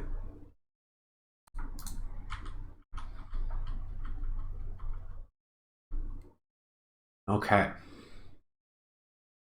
Yeah, not a whole lot of infantry down here. It's a little bit unfortunate for Rip that there's not really too many infantry to exploit this. Like, you might be able to get this city if you kind of shift down here, but if you kind of commit everything, you're giving up stuff here. You kind of want to trade into all this stuff as well.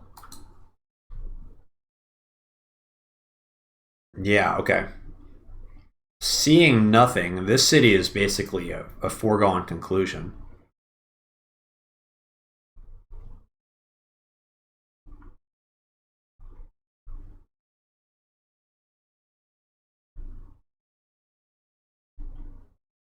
You gotta be a little bit careful of the overcommitment here.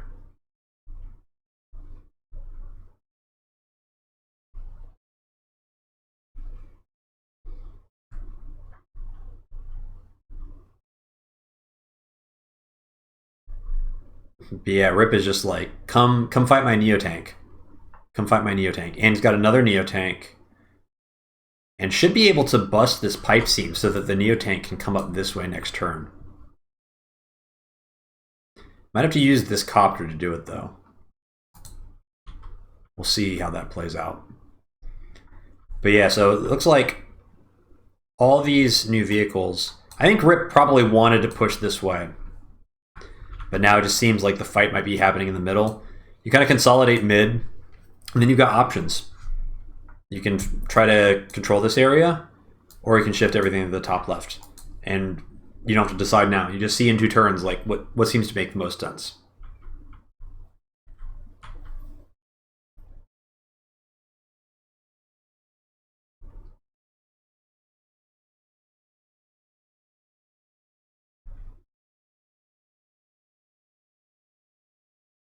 Wow. All right, Andy 3 tower copters are pretty crazy. That's pretty crazy. That's pretty crazy. Wow, that's pretty crazy. That was always unlikely. All right, that kind of hurts.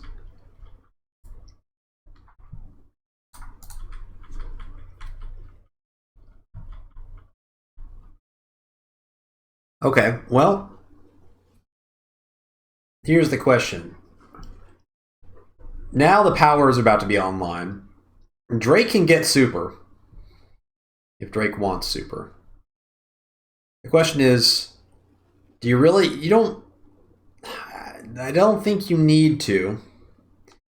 It's a little bit tricky because this copter just came in and you don't really want to fight copters into copters as Drake.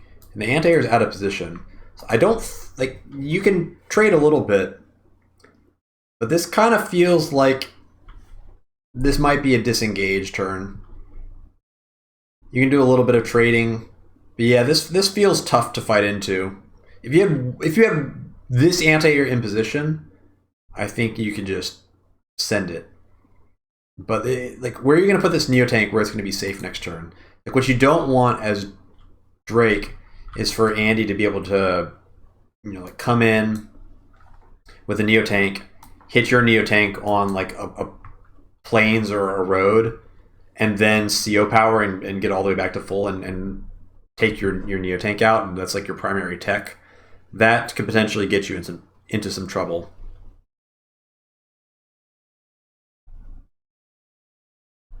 But yeah, you can nibble away at some of these infantry along the outside. Okay, that's fine. You put the Neo tank in the forest. Oh, we're going in. Okay, never mind. Now we're going in. But the problem with going in here is now this Neo tank is going to have to go around the edge. So you got rid of this copter. Oh, okay, he's going to spend this tank. Okay, never mind. I forgot that there was one more tank.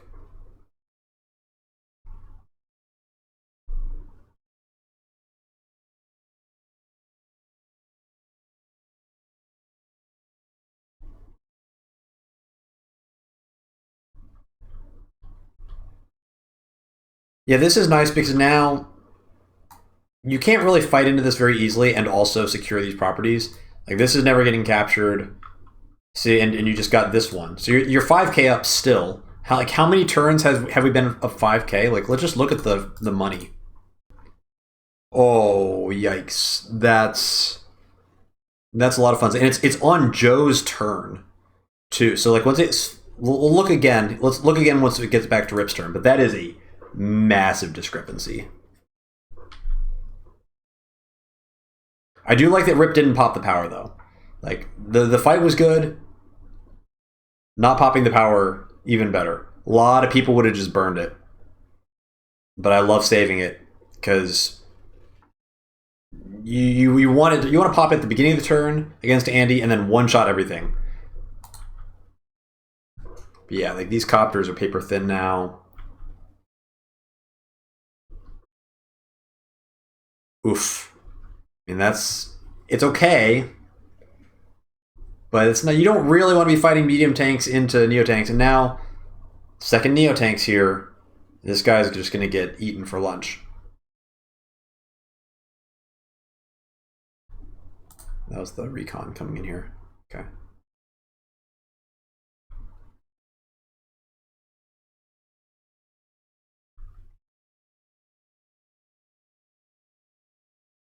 I mean, it's a good fight, but I mean, just look at the funds. Look at the funds. Okay. So the idea here is it's supposed to swing back and forth. So it's a 28k map, and so on Rip's turn, Rip ought to be about 14k ahead, and then Average Joe's turn flips back, and then Average Joe would be 14k ahead, right? It's going to ping pong back and forth. That's what an even game looks like. Okay. Rip is ahead 48k, which is 34k more than he ought to have in an even game. 34k.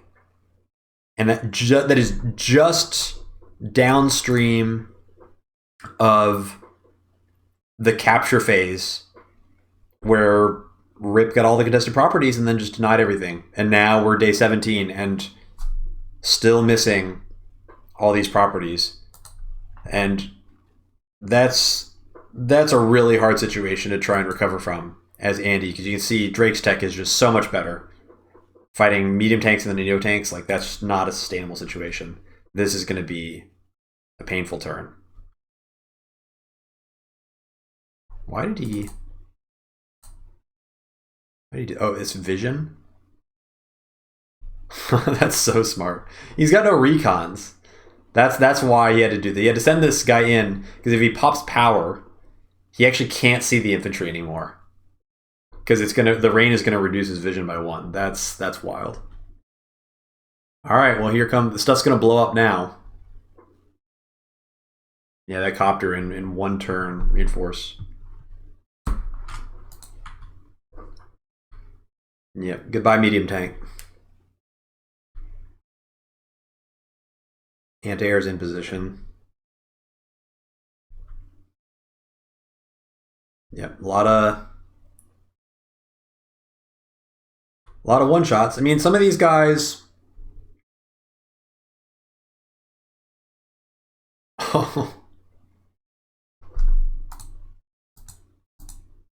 That's crazy.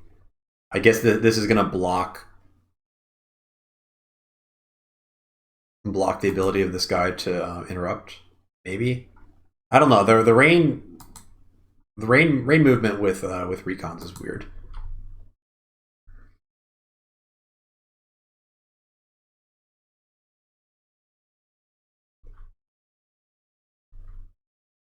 But yeah, got into that defensive position, and Andy's really the one that wants to be counterattacking, and so this is not what Andy wants. Andy kind of had to strike first, and then Drake counterattacked with the super, and now Andy is like fighting. I mean, you're fighting into the weak side, which is what you want, but the pipe seems down, and Drake has so much money. Well, let's see what happens. Okay, anti-air shows up, so gonna keep this comm tower. Okay, going in on here, so using that extra movement. Wow. Okay. So Rip's strong side getting cleaned up pretty badly here.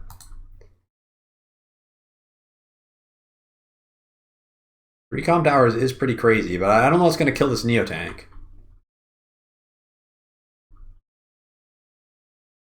Rip is definitely light on anti-air, though. This is... I don't know about this medium tank. I'm not a huge believer in the medium tank. If this was like 2 anti-airs instead, I think that'd probably been better. Because you know that Andy really wants a ton of copters. Yeah, so doing some infantry trading here.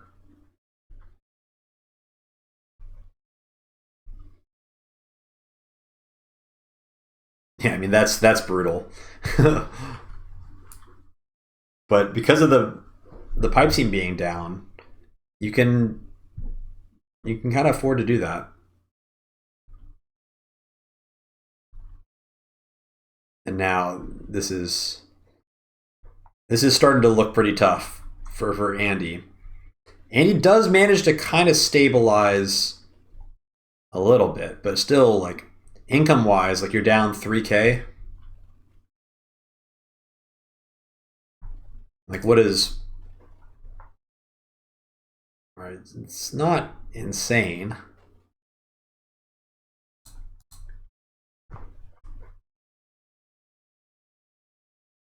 I don't know. I mean, if Andy can flip the city, like... It's not horrible, but it's just so many... Like, the income difference. It's so much. It just keeps getting worse and worse and worse. Eventually... How can Andy fight against these Neo tanks?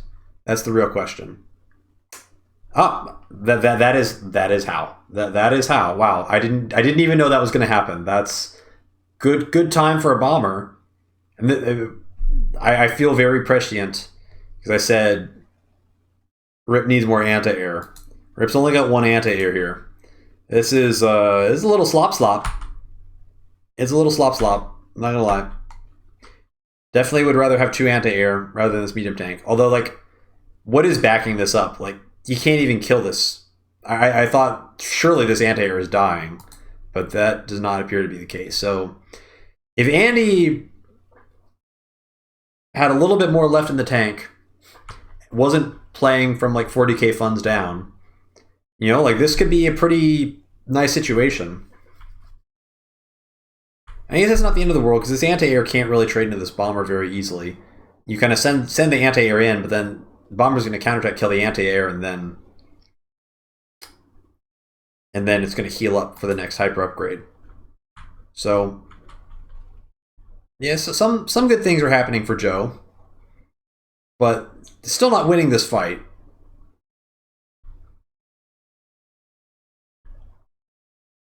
And everything other than this bomber, it's going to get cleaned up. Oh, he's going to... Okay, so it's going to delay all these captures. I think this is actually less about delaying the captures and more that Drake is only on 1 tower. And so by doing the CO power now, you basically guarantee that these infantry can take out these guys and not have to worry about the rolls on the city. And then once all these infantry are dead, like there's no threat to this strong side anymore. It's all just going to get cleaned up.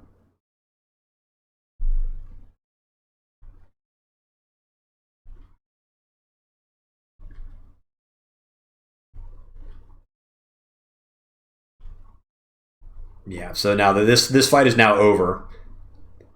And the bomber, I mean, it's a little awkward, I have to say. Not the greatest situation. And the bomber gets the hug of death from the beat up units. That's pretty funny. Yeah, unit count, it's a thing. Down, yeah, 12 unit kills. That's what happens. And now a Drake fighter to clean up the bomber next turn. Hilarious. Hilarious stuff. Looks like that was artillery that took out the Neo-Tank. So not a nice find, but it's going to have to be more than that.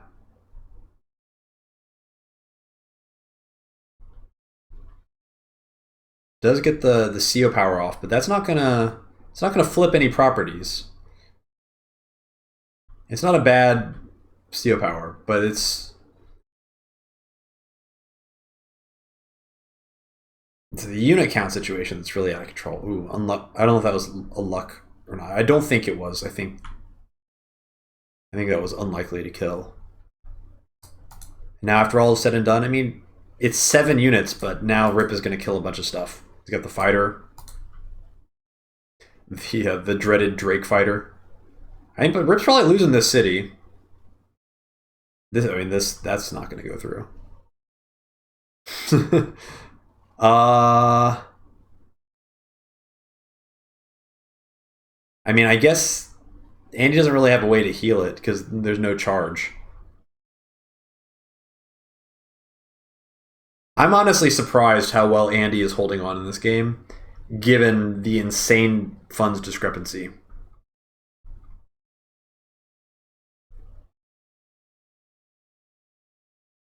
Yeah, gonna disengage here. And gonna be losing this city, so I'm interesting. Yeah. Kind of even in KD. But even in KD should still mean that Rip is up like 50k in army size. This bomber being down to 3. If you can keep the bomber alive long enough, it could be a big deal.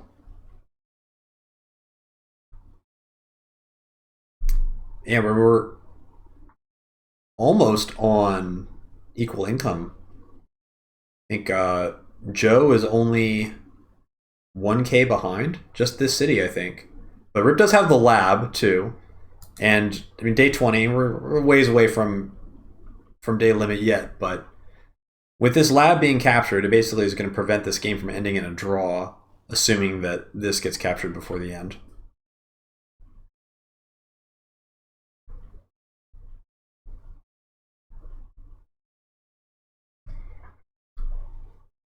So the Andy bomber really saved the day. Like if that bomber had not showed up, this thing was spiraling. As it stands, not being able to finish the bomber, like I think Rip kind of goofed at the anti-air. Like I'll nitpick it a little bit. Like that's gotten him into some hot water. I think he probably could have anticipated that a little bit better.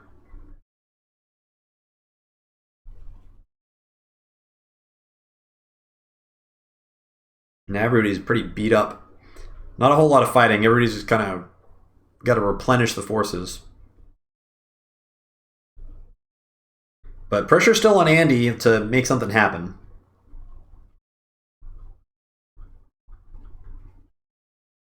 Because day limit's creeping closer and closer. And this is the kind of games that you're getting on Glucose Overdose. This is what you expect. You expect things to get to like day 25 with a lot of these fights with a lot of tech units spread out across the map.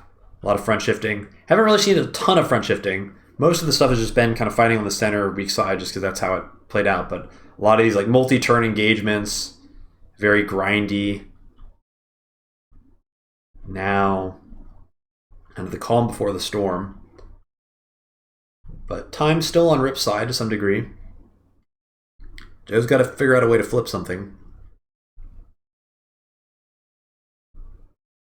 Oh, okay. Rip is this is a I don't believe you have anything on the weak side attack.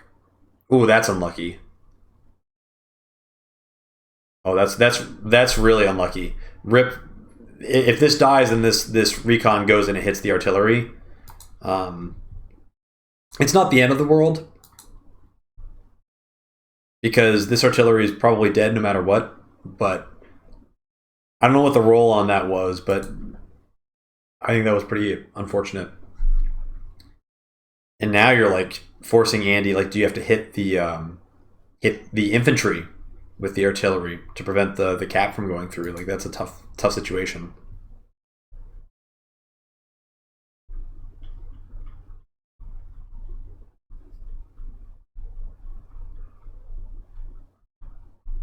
Another Neo tank. Still, I feel like this is not enough anti-air. This is 1.5 anti-airs. There's one over here. You got some copters. You got a 1 HP fighter, but like, eventually that bomber is going to be pretty healthy again.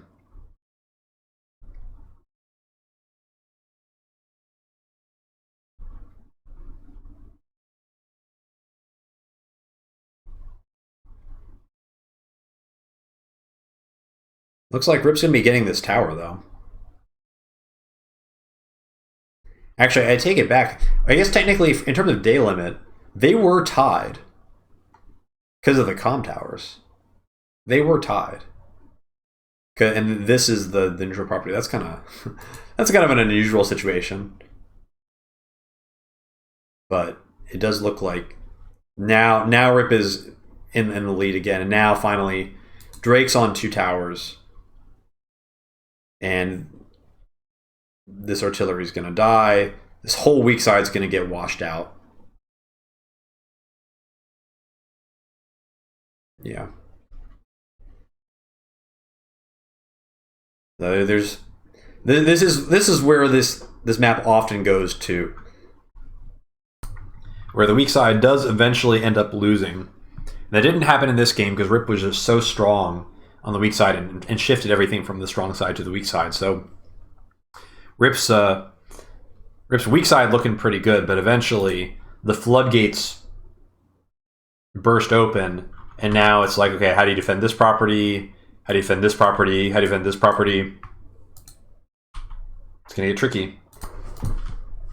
And Rip's got the infantry in position. And so now you're looking at like next turn. Okay, next turn, this gets captured, this gets captured, this gets captured, and you have to play denial on all of those. And the unit count situation is just going to be a problem. Yeah, it's 10 unit count difference.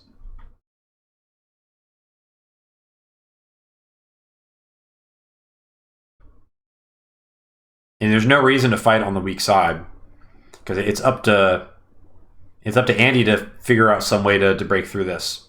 Because you need to control like this line in order to actually be able to take this city, and that's asking a lot.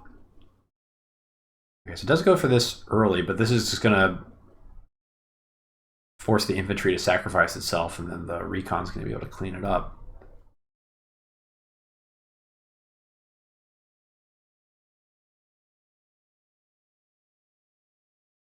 Really good vision by Rip, seeing everything, sees the medium tank, goes into the forest. Not going to be caught off guard there. It's pretty obvious where Andy's got all his stuff. It's all back here in this area here. You can just tell by the positioning. A little bit surprised that he abandoned this capture. I feel like it would be worth the recon to continue it, but nonetheless, just going to take that free infantry. Nothing wrong with that. And now it's just stalling.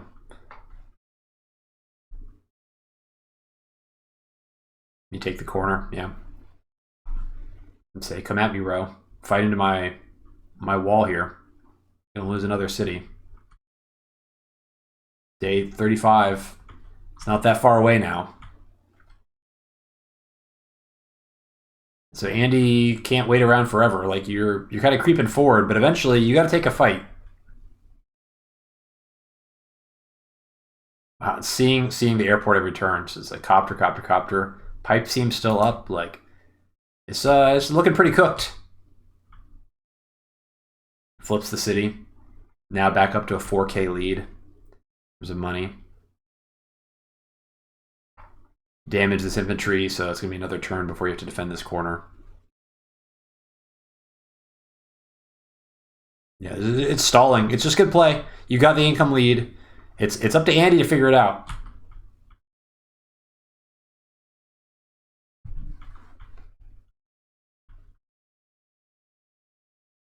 And Andy, whenever Andy goes for it, it's just going to be Drake superpower counterattack, one-shot everything.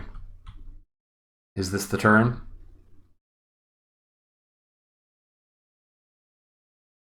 This is looking like the turn. All right, well, Andy has got to do some really good work here. And, I mean, there's a lot of damage happening here. This is a pretty good attack.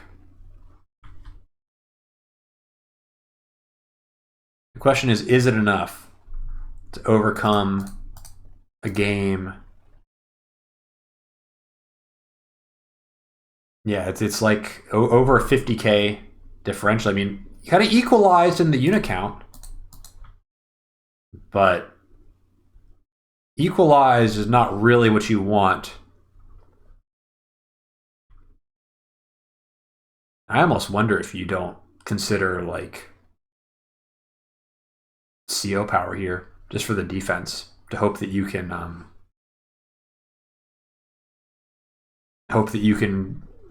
have your walls be a little bit more secure. But let's see how this goes. This is going to be bloody.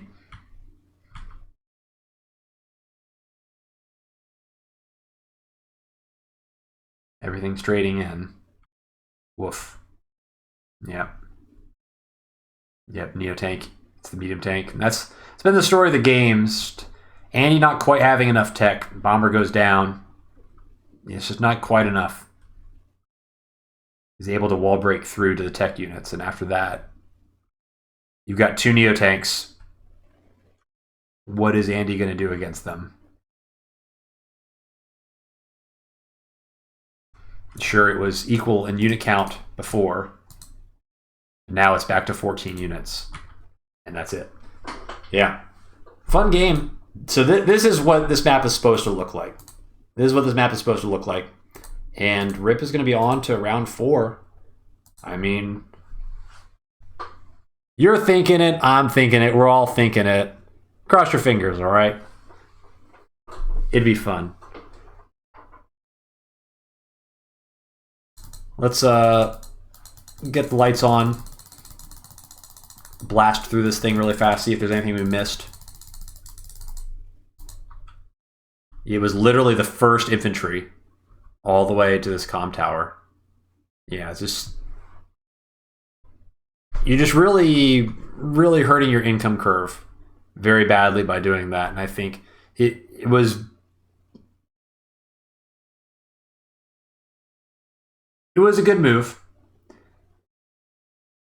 because it got the comm tower for almost the entire game, but Rip knew what to do, and Rip played very patiently and just allowed that income to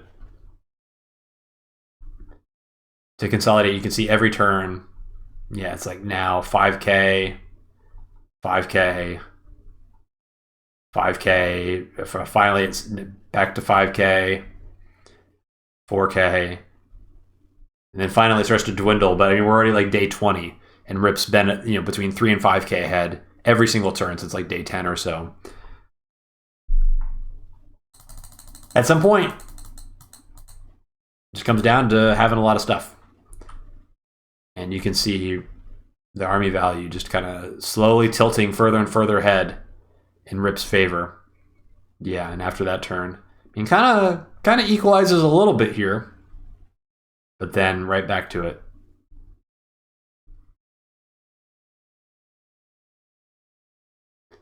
Did better on the unit count than I expected. I think Joe just had a lot of air units that kind of helped out with the unit count, which is what you would expect against a Drake. Then we get to here, and it's like that's just not. You're 250k, sure, but the second that power goes off, you're already down, and that's just it's cleanup time. But Joe had to do it. Joe had to do it because you're down, 3k and a lab, so you got to flip 2 properties in order to be safe by day 35. And it's when you're behind like that, it's just up to you to make something happen and manufacture something good so that you can win the game. But yeah, congratulations, Drip. Fun game. Thank you for giving us a nice long game. Nice, very high level game. I think well played by both players, other than some qualms. I mean, I think I nitpicked Rip a little bit in this game, and in my games I nitpick myself as well. So I think a lot of people give us more credit at the top than we deserve sometimes. Our play is often not flawless, especially mine recently. I've left a little bit to be desired in a couple of these matches. But that's going to do it for this one. Thanks for watching. Up on deck. This game, for my round 3 game, was not exciting, but there is good stuff coming. I promise you. Really, really good stuff. 2 of the games that I'm in right now are going to make really, really good videos. So look forward to that.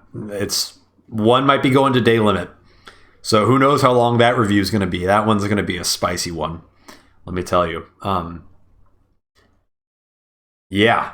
And also the Quack Cup 6, the round 2 of the finals is going on as well. So that one's just getting started.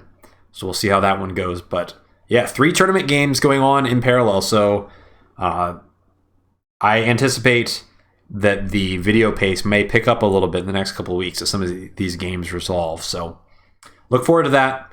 Hope you all are having a wonderful summer.